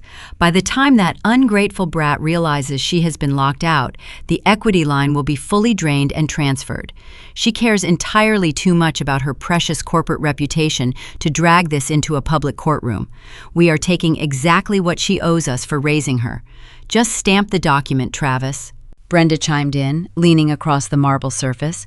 "Make sure the date reflects Monday," she instructed, her tone completely stripped of the pathetic vulnerability she had just weaponized in the courtroom an hour ago. "We need the loan origination to predate the title transfer, so the bank processes the cash without demanding a secondary signature." The digital video captured the exact moment Travis pulled his official state commission stamp from his leather jacket. He pressed the heavy metal seal onto the stack of federal banking documents, leaving a dark, permanent mark of identity fraud. Haley immediately slid the papers into a thick manila folder, her face glowing with pure, unadulterated greed. I pressed the spacebar again, freezing the frame on my father's smiling face. The silence in the law office was absolute. Logan stared at the frozen image on his monitor. He slowly reached up and loosened his expensive silk tie. For the first time since I hired him, the seasoned attorney looked genuinely stunned. I watched my family plot my ruin from a hotel room, I stated, softly staring at the screen. I watched them drink my wine, forge my signature, and sell my future to a local sports betting syndicate. They handed me the weapon of their own destruction. Logan exhaled a long, sharp breath. He turned to look at me, his eyes wide with a mixture of professional awe and deep concern. "Nava," he whispered. "This is not just a civil property dispute anymore. This footage elevates their actions from local real estate fraud to a massive federal conspiracy. We are looking at premeditated wire fraud, bank fraud, and a coordinated violation of the Racketeer Influenced and Corrupt Organizations Act." "I am fully aware of the statutes, Logan," I replied, meeting his gaze without a single ounce of hesitation. The civil game was a necessary distraction. We needed to survive the restraining order to maintain my freedom of movement, but I am not interested in merely reclaiming the deed to that house anymore. That house is tainted. I want them removed from society entirely. "We are shifting to an offensive federal criminal strategy," Logan confirmed, his professional demeanor snapping back into place with lethal precision. He grabbed a fresh legal pad and began writing furiously. "If we submit this unedited footage directly to the local police, it could get buried in bureaucratic red tape. The district attorney might offer them a plea deal to avoid a costly trial. We cannot allow that." "Exactly," I agreed, "which is why we are bypassing the state-level justice system entirely." Logan nodded, his pen scratching aggressively across the paper. "The institution holding the fraudulent home equity line of credit is a federally insured national syndicate. We bypass the local detectives and go straight to the apex predators." Logan began opening secure communication channels on his secondary monitor. He initiated a high-priority digital transfer protocol. He packaged the entire directory of surveillance footage along with the audio confession from Travis at the diner and the betting slip left by the syndicate enforcers. He attached my pristine flight records proving I was in Denver during the notarization process. He compiled a devastating, incontrovertible dossier of absolute guilt. He clicked the first destination target, the regional field office of the Federal Bureau of Investigation, specifically addressing the division commander overseeing interstate financial crimes. Next, he addressed a secondary encrypted parcel. This one was directed to the executive director of National Risk Management at the banking institution that originated the fraudulent loan. Banks despise losing money, but they despise public embarrassment even more. Providing them with undeniable proof that their underwriting department approved a $250,000 loan based on a forged notary stamp would trigger an immediate, ruthless corporate retaliation. The progress bar on the screen illuminated in a bright blue line slowly creeping toward 100%. Each percentage point represented a nail in the coffin of my family empire of lies. "Are you absolutely certain about this?" Nava Logan asked, his hand hovering over the final execution command. "Once I hit send, there is no unwinding this process. The federal government will seize the property as evidence. They will freeze every single bank account tied to your parents and your sister. They will issue federal arrest warrants. Your family will not just lose the money, they will lose their freedom for a very long time." I thought about the shattered ceramic plate on my front porch. I thought about the $40,000 drained from my emergency fund. I thought about the smug smile on Haley's face as she wore my favorite sweater and the terrifying threat Travis delivered in the freezing parking lot. I thought about my father standing in the wreckage of my living room, pointing a trembling finger at the street, actively trying to frame me for syndicate violence. "I have never been more certain of anything in my entire life," I answered, my voice steady and resolute. Logan pressed the enter key. The digital packages vanished from the outbox. The transmission was complete. The trap was officially set, armed with the most devastating evidence imaginable, waiting patiently for my family to make their final, fatal mistake. My name is Nava Wilson. The machinery of federal justice operates with agonizing slowness right up until the exact second it strikes with terrifying and unavoidable violence. Before I describe the exquisite satisfaction of watching a tactical team dismantle a lavish celebration, I want to ask my listeners a question. Have you ever discovered that the person you thought was merely a foolish follower was actually the vicious architect of your destruction? Share your betrayals in the comments and remember to subscribe to the Morning Revenge channel as we witness the ultimate consequences of unrestrained greed. Logan and I spent Thursday morning meticulously reviewing the remaining digital files captured by my covert surveillance hub. We were waiting for the federal task force to finalize their tactical strategy, giving us a temporary window of agonizing anticipation. During a secondary acoustic sweep of the kitchen footage, we uncovered a conversation that fundamentally shifted my understanding of this entire nightmare. It occurred roughly 10 minutes after the corrupt notary left the premises with the forged documents. Haley and Richard were pouring a second bottle of my expensive vintage wine. Richard expressed a fleeting moment of cowardly hesitation, wiping sweat from his forehead. He worried aloud that stealing my identity might attract municipal law enforcement, suggesting they should perhaps delay the wire transfer to the sports betting syndicate. Haley did not comfort him. Instead, she commanded the room with a chilling, predatory authority.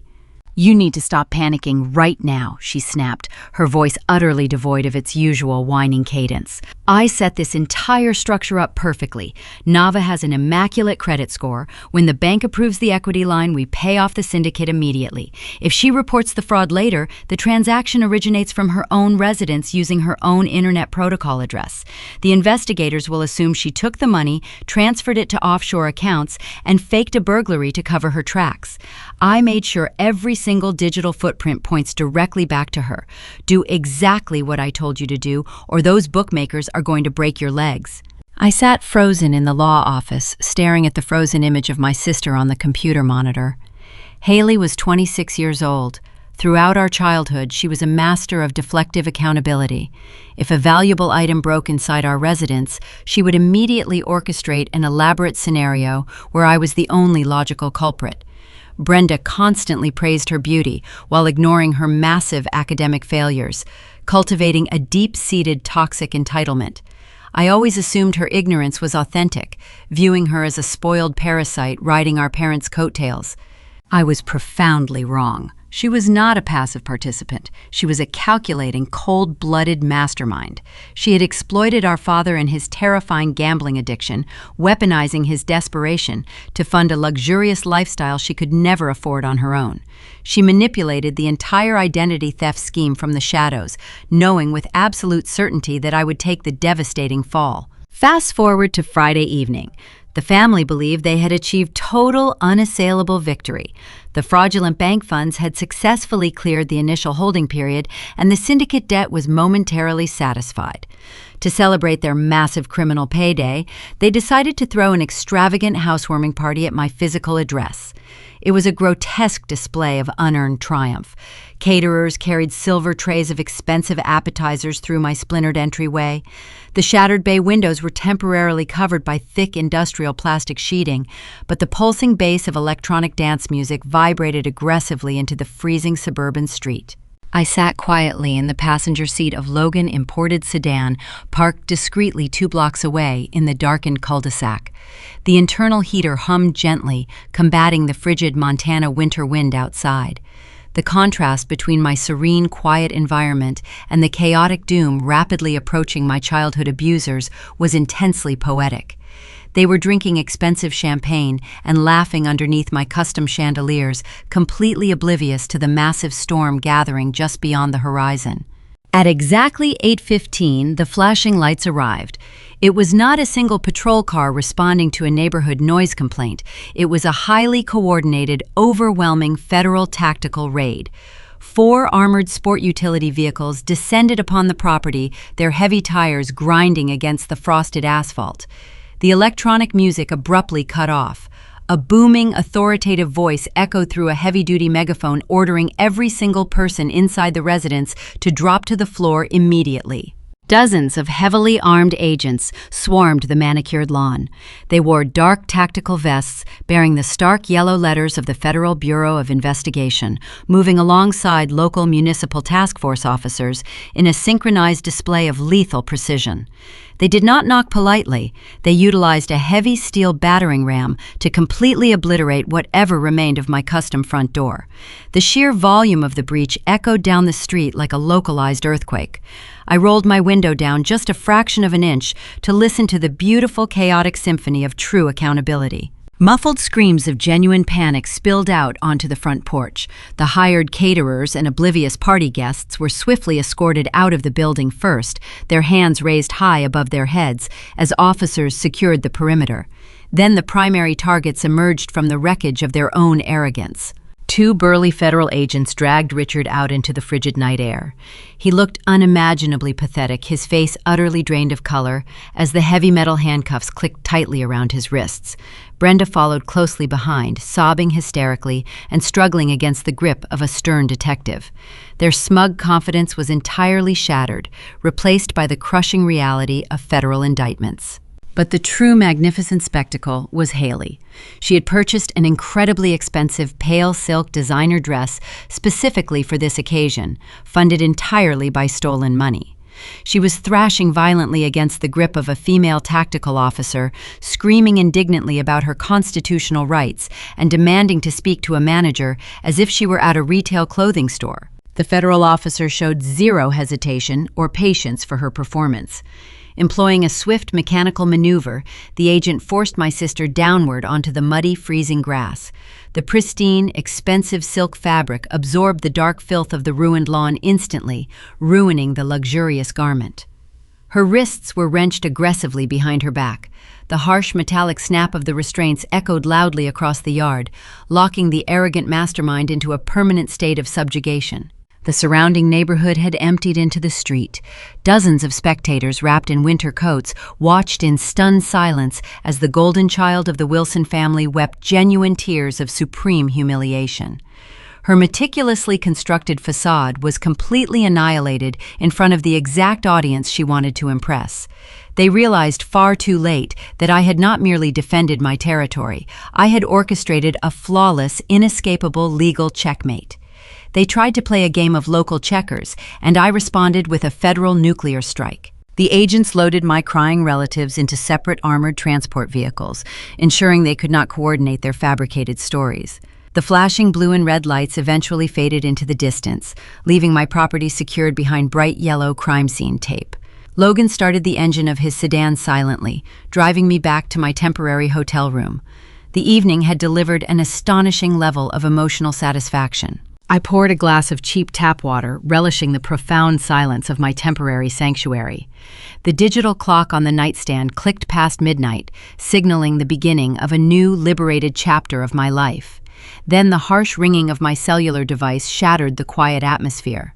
I glanced at the glowing screen. It was an automated notification from the county detention center. Sitting inside a sterile concrete holding cell facing decades of mandatory minimum sentencing for wire fraud and identity theft, Brenda was choosing to use her single legally mandated phone call. The automated voice of the penal communication system spoke with robotic indifference, asking if I would accept a collect call from an inmate. She was attempting to contact the exact daughter she had mercilessly tried to destroy. My name is Nava Wilson. The glowing screen of my cellular device illuminated the dark hotel room, displaying an incoming notification from the county detention center. Before I describe the sheer arrogance of my incarcerated relatives begging for financial rescue, I want you to consider a specific scenario. Have you ever listened to someone demand a life raft immediately after they intentionally drilled holes into your sinking ship? Share your experiences in the comments below, and remember to follow the Morning Revenge channel for more stories about breaking generational curses.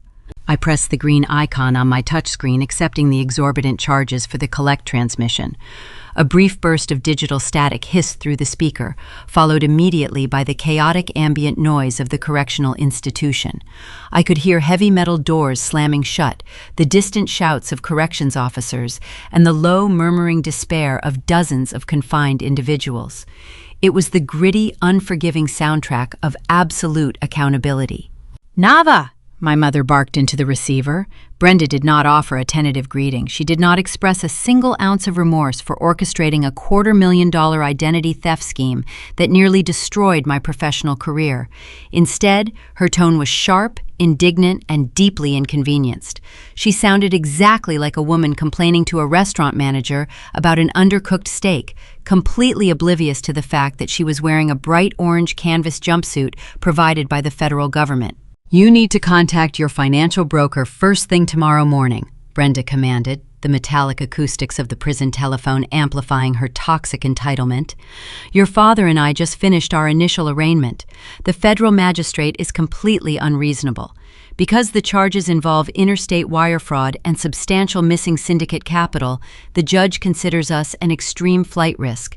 They set the bond at $500,000 each. We need 10% of that total amount in cash by tomorrow afternoon, or they are transferring us to the maximum security penitentiary awaiting trial. I sat perfectly still on the edge of the stiff mattress, genuinely stunned by the magnitude of her delusion. My mother was sitting inside a concrete cage, facing decades of mandatory minimum sentencing because she forged my signature on a federal banking document. Yet she possessed the breathtaking audacity to order me to liquidate my remaining assets to purchase her temporary freedom. I remained entirely silent, letting her demands hang in the dead air. My silence prompted Richard to snatch the receiver from her hands.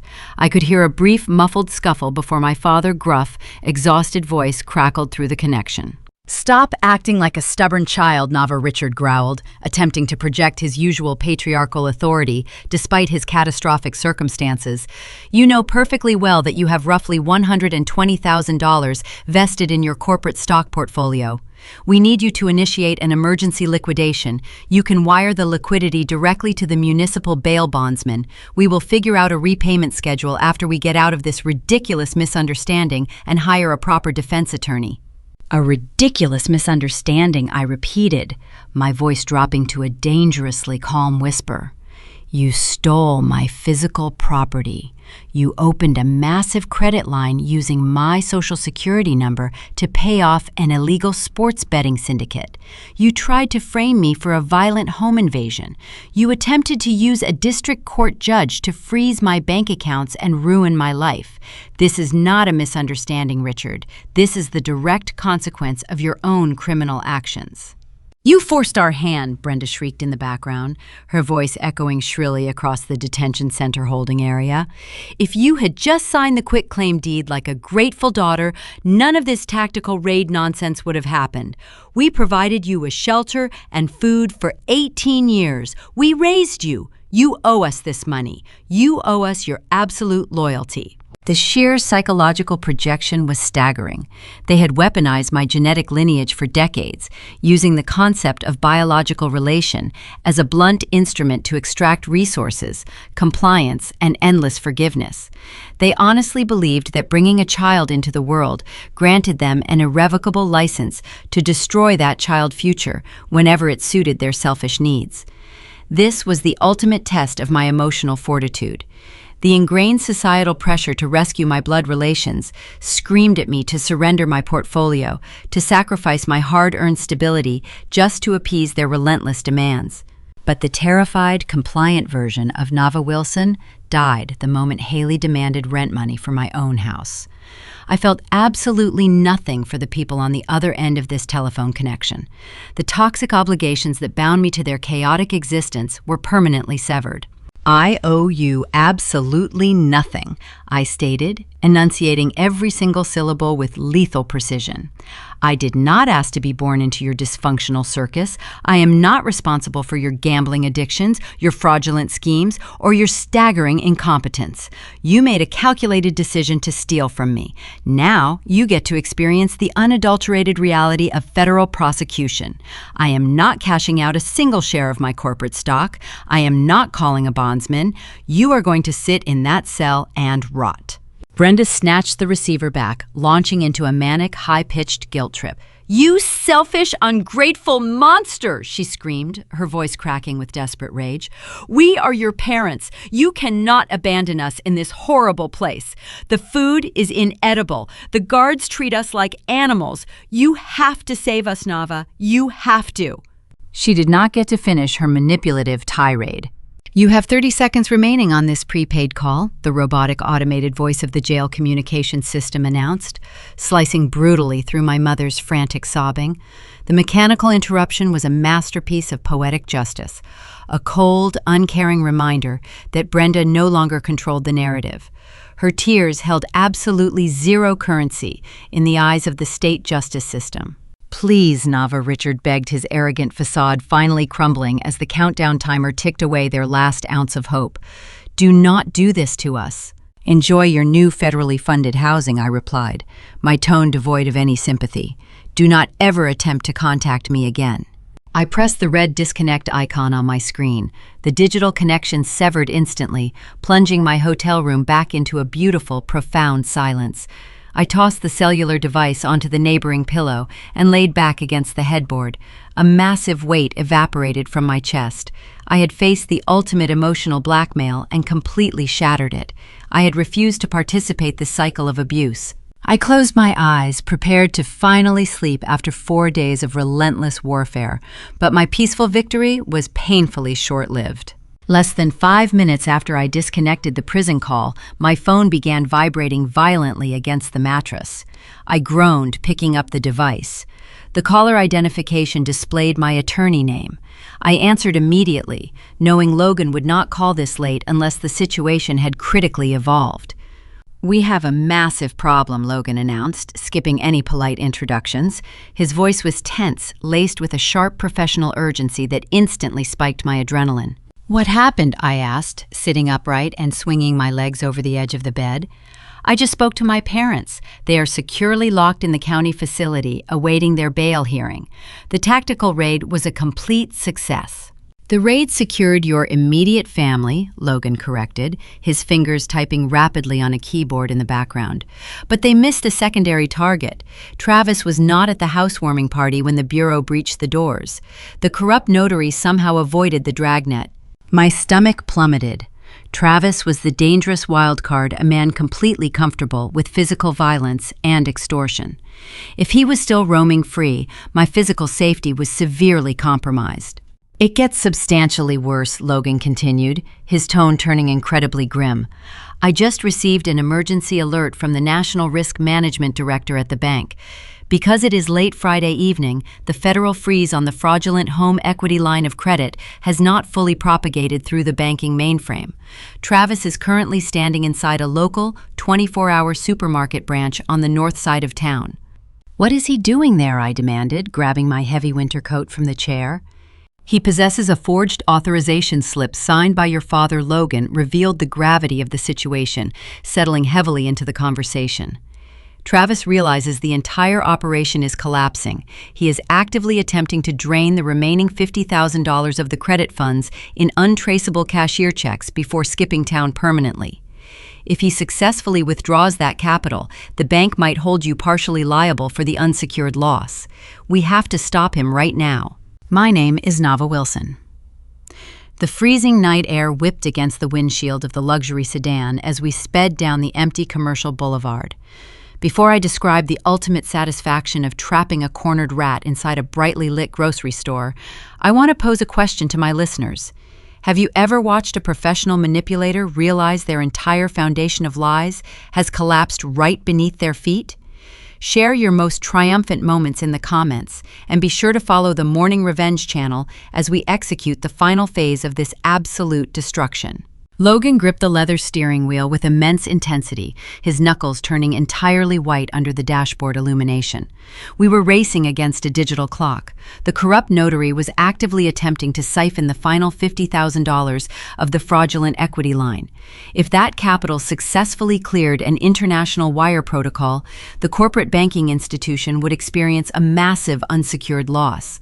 That bureaucratic nightmare could potentially tie my property title up in litigation for several agonizing years. We needed to intercept the transaction before the data packets reached the offshore clearinghouse. Travis was not always a hardened criminal enabler.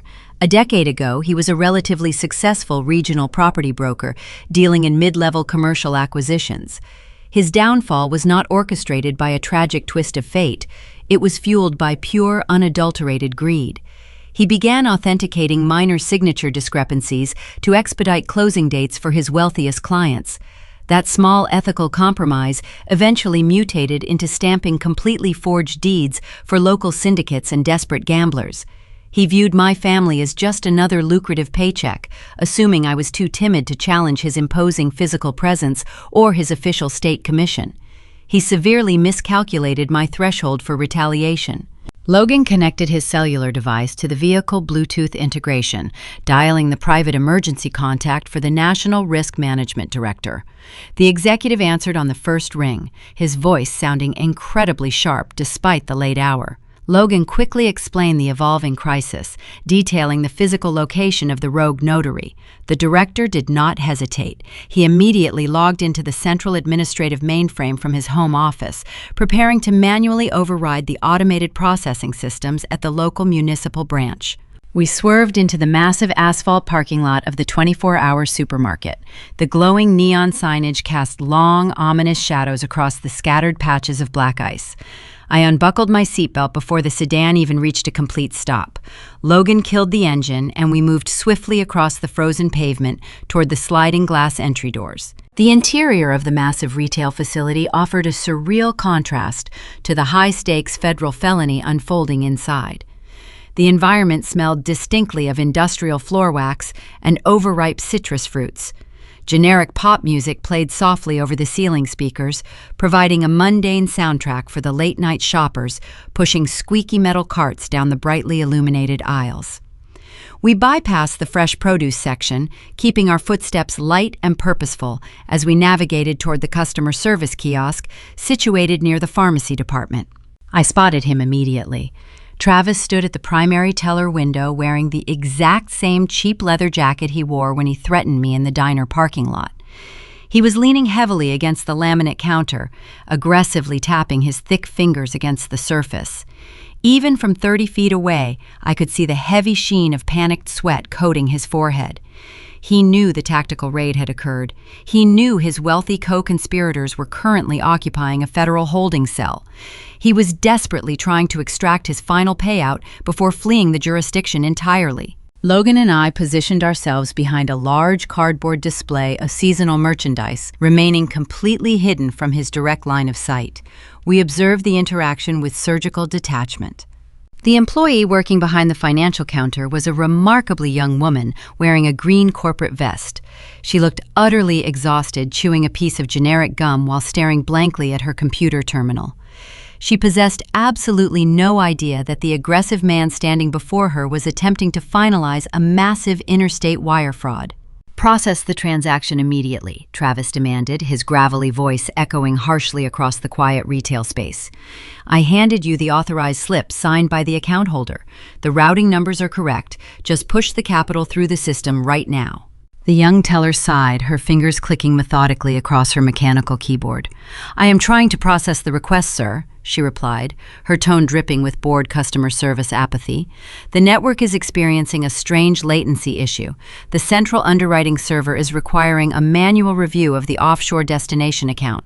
Travis clenched his jaw, shooting a paranoid glance over his shoulder. The walls were rapidly closing in around him. He shifted his weight from foot to foot, the adrenaline clearly short-circuiting his ability to think rationally. At that exact moment, the corporate risk director executed his final administrative command from his remote location. The digital trap snapped completely shut. The standard blue interface on the teller computer monitor instantly vanished. It was replaced by a massive pulsing alert screen. The glowing red words, "Transaction declined," illuminated the workspace with blinding intensity. The crimson light reflected directly onto the pale, terrified face of the corrupt notary. The digital rejection was absolute, permanently locking the remaining stolen funds safely inside the secured ledger. "What did you just do?" Travis hissed, slamming his heavy fist against the laminate counter. "Give me my paperwork back, right now!" "I did not do anything, sir," the teenage employee stammered, leaning away from his sudden burst of aggression. "The corporate security matrix just froze the entire profile, and the system just triggered a silent branch alarm." The color completely drained from his features. The realization of his absolute doom finally settled into his arrogant mind. He had been cornered. He turned away from the kiosk, his eyes scanning the sprawling retail layout for an emergency exit. As he pivoted toward the main sliding doors, his gaze locked directly onto my face. I stepped out from behind the cardboard display, standing perfectly still in the center of the linoleum aisle. I did not speak. I did not need to utter a single word. I simply offered him a cold, victorious smile. Panic completely overwhelmed his nervous system. Travis abandoned his forged documents on the counter and broke into a frantic sprint, his heavy boots slipping wildly against the polished floorboards. He tried to run toward the rear loading docks, desperate to escape the consequences of his actions. He managed to travel exactly 15 yards before the consequences caught him. The local authorities had arrived silently through the secondary employee entrances. 2 plainclothes detectives and 3 heavily armored patrol officers converged on the fleeing suspect with breathtaking speed. A massive uniformed officer lunged forward, driving his shoulder directly into the lower torso of the corrupt enabler. The physical impact was magnificent. Travis flew backward, crashing violently into an end-cap display of aluminum soup cans. The cylindrical containers cascaded around him in a deafening metallic avalanche. He hit the floor hard, gasping for oxygen as the law enforcement team swarmed his massive frame. They aggressively wrenched his arms behind his back, forcing his wrists together with brutal efficiency.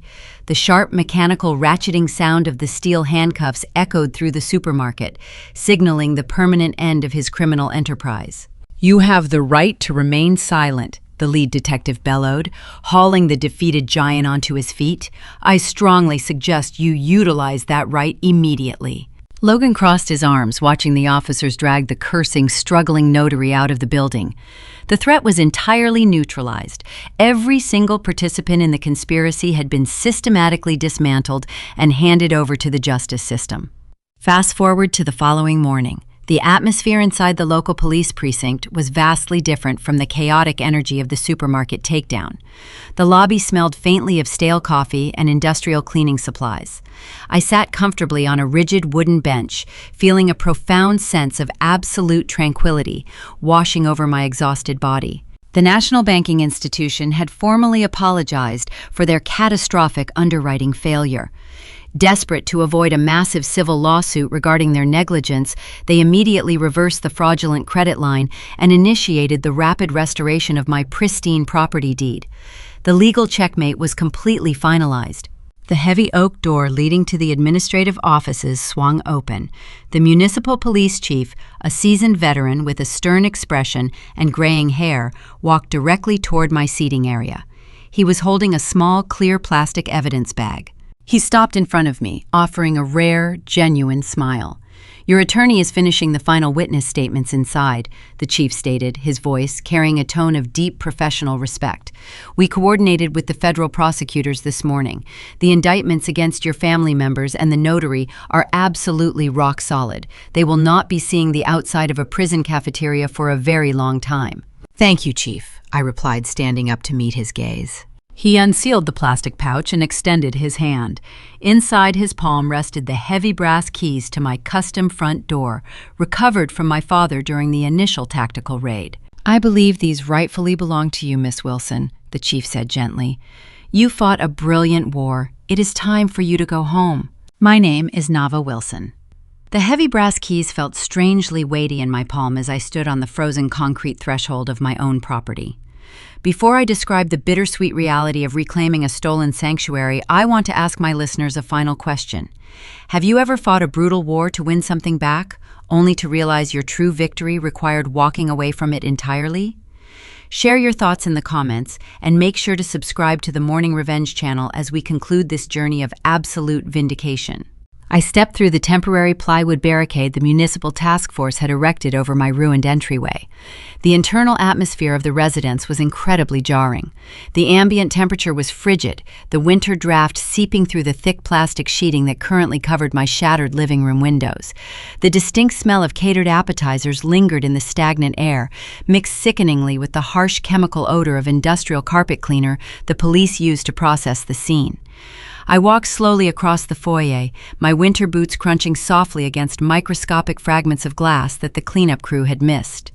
The silence inside the dwelling was absolute and profoundly heavy. The chaotic bass of the electronic dance music was gone. The arrogant laughter of my abusers was permanently extinguished. I was the sole remaining occupant of a battlefield where my relatives had met their complete demise. My cellular phone chimed quietly in my coat pocket, breaking the suffocating stillness. The incoming caller identification displayed the private number of a managing director at my financial firm. 2 days ago, the Human Resources Department had placed me on an indefinite suspension, treating me like a volatile liability based on the fabricated restraining order. Today, their collective tone was drastically different. The Federal Bureau of Investigation had officially forwarded Logan's pristine evidentiary dossier to the corporate legal team, completely exonerating me of any wrongdoing. The managing director sounded genuinely terrified, stumbling over his own words as he offered a groveling apology. He formally reinstated my employment effective immediately.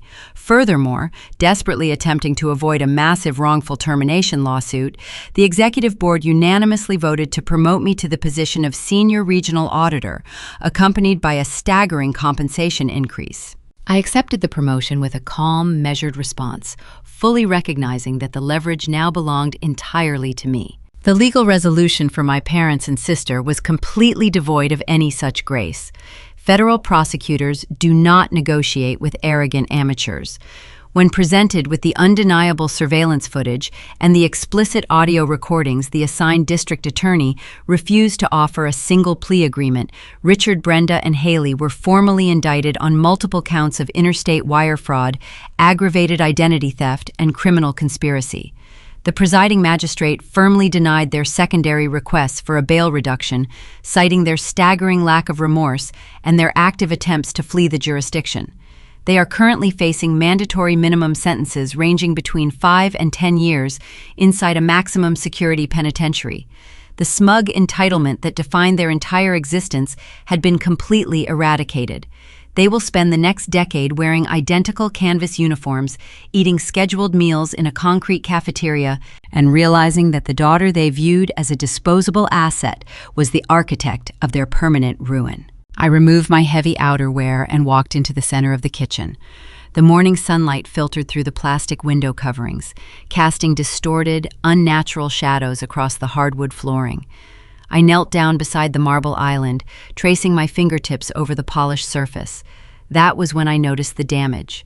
Deep, aggressive scuff marks scored the exquisite cherrywood planks near the baseboards. The indentations were the unmistakable signature of Haley, wearing her luxurious designer stiletto heels, grinding her disrespect directly into the foundation of my home. The sight of those marks triggered a sudden, visceral reaction in my chest. I retrieved a small container of specialized wood filler, a soft cloth, and a can of matching chemical stain from the utility closet. I lowered myself onto my hands and knees, methodically scrubbing the damaged floorboards. I applied the thick paste, smoothing it over the gouges with surgical precision. I let the material dry before buffing the surface until the ugly black streaks were entirely erased. It was a literal and metaphorical purging of their toxic presence. I spent the next several hours moving through every single room, wiping down the countertops, sanitizing the doorknobs, and scrubbing the physical remnants of their catastrophic audacity from my personal environment. However, as I stood back to admire the newly pristine living space, a profound realization washed over my exhausted mind. The scuffs were gone, but the invisible stains remained completely indelible. I could not look at the kitchen island without visualizing Richard pouring my vintage wine and celebrating my destruction. I could not glance out the front window without seeing Brenda faking a medical emergency on the lawn. I could not stand in the driveway without remembering the terrifying moment Travis slammed me against my vehicle. Winning the legal war meant I retained the physical deed, but keeping this specific property meant forcing myself to live inside a sprawling monument dedicated entirely to my own trauma. True triumph is not simply surviving an attack. True triumph is ensuring the attackers no longer dictate the trajectory of your existence. Retaining the house was an anchor to a past I desperately needed to sever. I dialed Logan office number, bypassing any discussion of civil litigation or criminal proceedings. I instructed my brilliant attorney to contact the most aggressive real estate brokerage in the county. I told him to list the property on the open market immediately, pricing the asset for a rapid, unconditional cash transaction. The dwelling was entirely repaired, meticulously cleaned, and completely empty of any emotional value. It sold in less than 48 hours to a young corporate executive relocating from out of state. I packed only the items that brought me genuine joy. I left the heavy, burdensome memories locked inside those empty rooms. The drive across the state of Montana took exactly 6 hours. The imposing, jagged peaks of the western mountain ranges slowly faded in my rearview mirror, replaced by the rolling, serene foothills of the eastern plains. The winter sky transformed into a brilliant canvas of bright blue and vibrant orange as the afternoon sun began its descent. I listened to a quiet instrumental playlist, letting the soothing melodies drown out the lingering echoes of courtroom gavels and police sirens. I drove until the lingering anxiety in my chest evaporated, replaced by a quiet, unshakable peace. The geographical distance acted as a massive, impenetrable shield against the chaos I had left behind. I eventually parked my sedan in the spacious driveway of a stunning, modern ranch-style property. The architecture was entirely different from the craftsman dwelling I had surrendered. There were no dark corners, no heavy wooden accents, and absolutely no ghosts waiting in the shadows. Large, unobstructed panes of reinforced glass offered a breathtaking panoramic view of the untouched wilderness. I walked up the wide stone pathway, my footsteps sounding light and unburdened in the crisp evening air. I reached into my pocket and pulled out a single, freshly cut silver key. I slid the metal into the deadbolt mechanism. The tumblers clicked into place with a sharp, satisfying sound. I turned the handle, pushed the heavy wooden barrier open, and stepped inside a beautiful, peaceful new reality, leaving the wreckage of my former life permanently locked outside. The flashing lights of federal cruisers fading into the freezing Montana night, the shattering of custom glass on a quiet suburban cul-de-sac, the cold mechanical click of handcuffs locking around the wrists of a mother, a father, and a sister. These are the explosive outward manifestations of a tragedy that did not begin with a forged quitclaim deed or a $250,000 sports betting debt. The harrowing story of Naava Wilson and her relentless fight for survival is, at its absolute core, a devastating autopsy of a family. It is a profound cautionary tale about what happens when the sacred, fundamental duty of parenting is corrupted by entitlement, deceit, and a complete absence of emotional accountability. In traditional American culture, we place the nuclear family on a towering, unassailable pedestal. We are conditioned from a very young age to believe that the home is a permanent sanctuary, a sacred proving ground where foundational values are forged and moral character is meticulously built.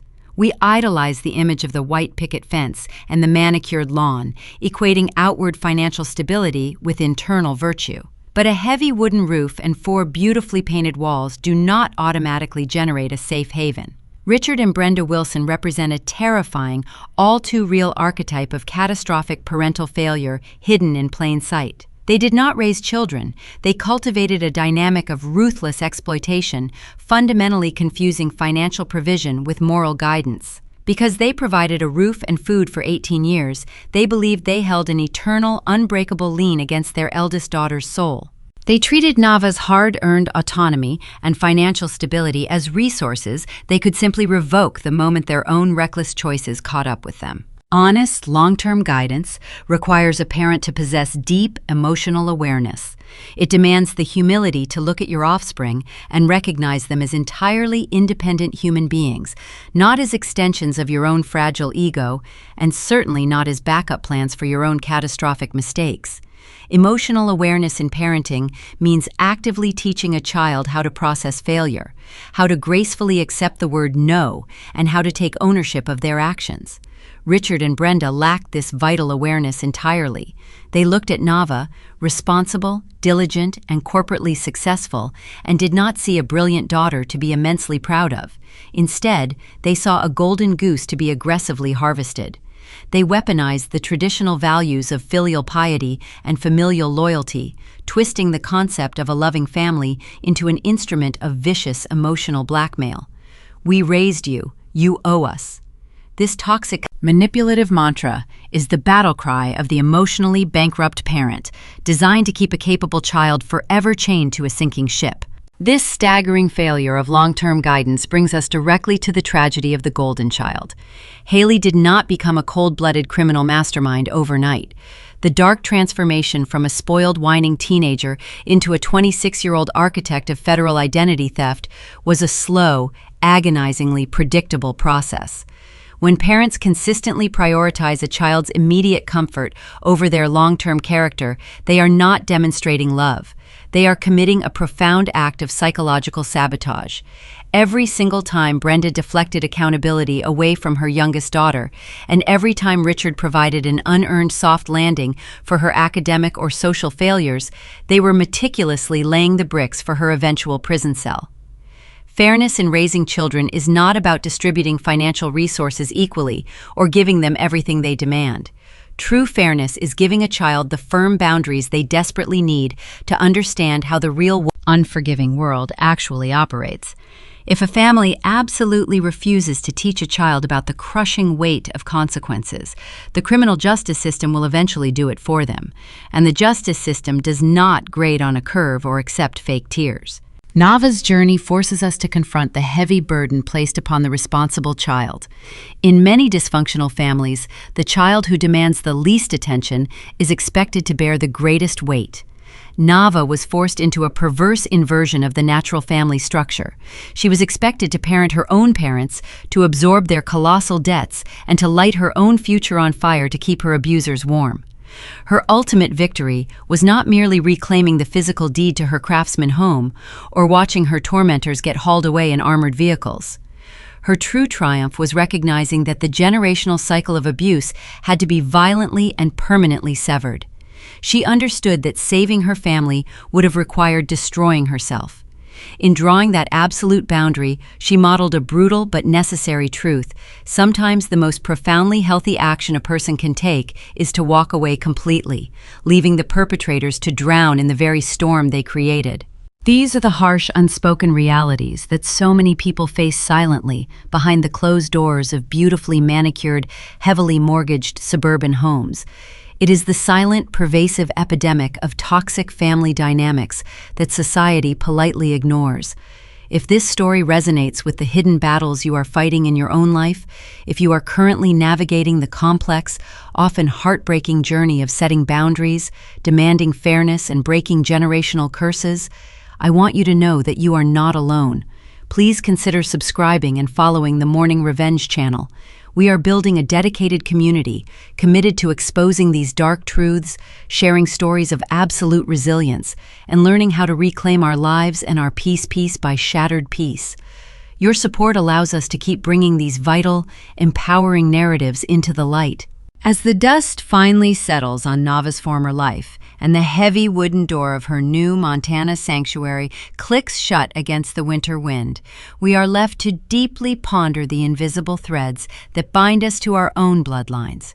Parenting is a lifelong, undeniable echo. The core values we instill, the petty lies we tolerate, and the blatant favoritism we excuse do not just magically vanish when our children turn 18 and move out. They harden into the permanent architecture of their adult lives, shaping every relationship they will ever have. Nava survived her family with her freedom and her finances intact, but the profound silence of her beautiful, empty new house must occasionally ring with the phantom memories of what should have been, the ghost of a family that loved her for who she was, rather than what she could blindly provide. We all carry the psychological blueprints drafted by the people who raised us. Some of us use those blueprints to build impenetrable fortresses of peace, while others spend a lifetime desperately trying to escape the suffocating prisons their parents designed.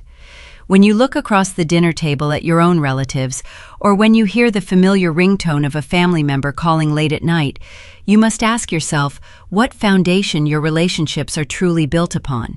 Is it constructed of mutual respect, emotional awareness, and brutal honesty? Or is it held together by unspoken debts, toxic obligations, and lingering guilt? The physical door to the past can be locked, the brass keys can be thrown away, and the geographic miles can stretch out into the thousands. But as the snow falls and the world outside grows impossibly quiet, one is forced to wonder, do we ever truly escape the shadows of the people who raised us? Or do we simply learn how to meticulously decorate the empty rooms they left behind in our minds,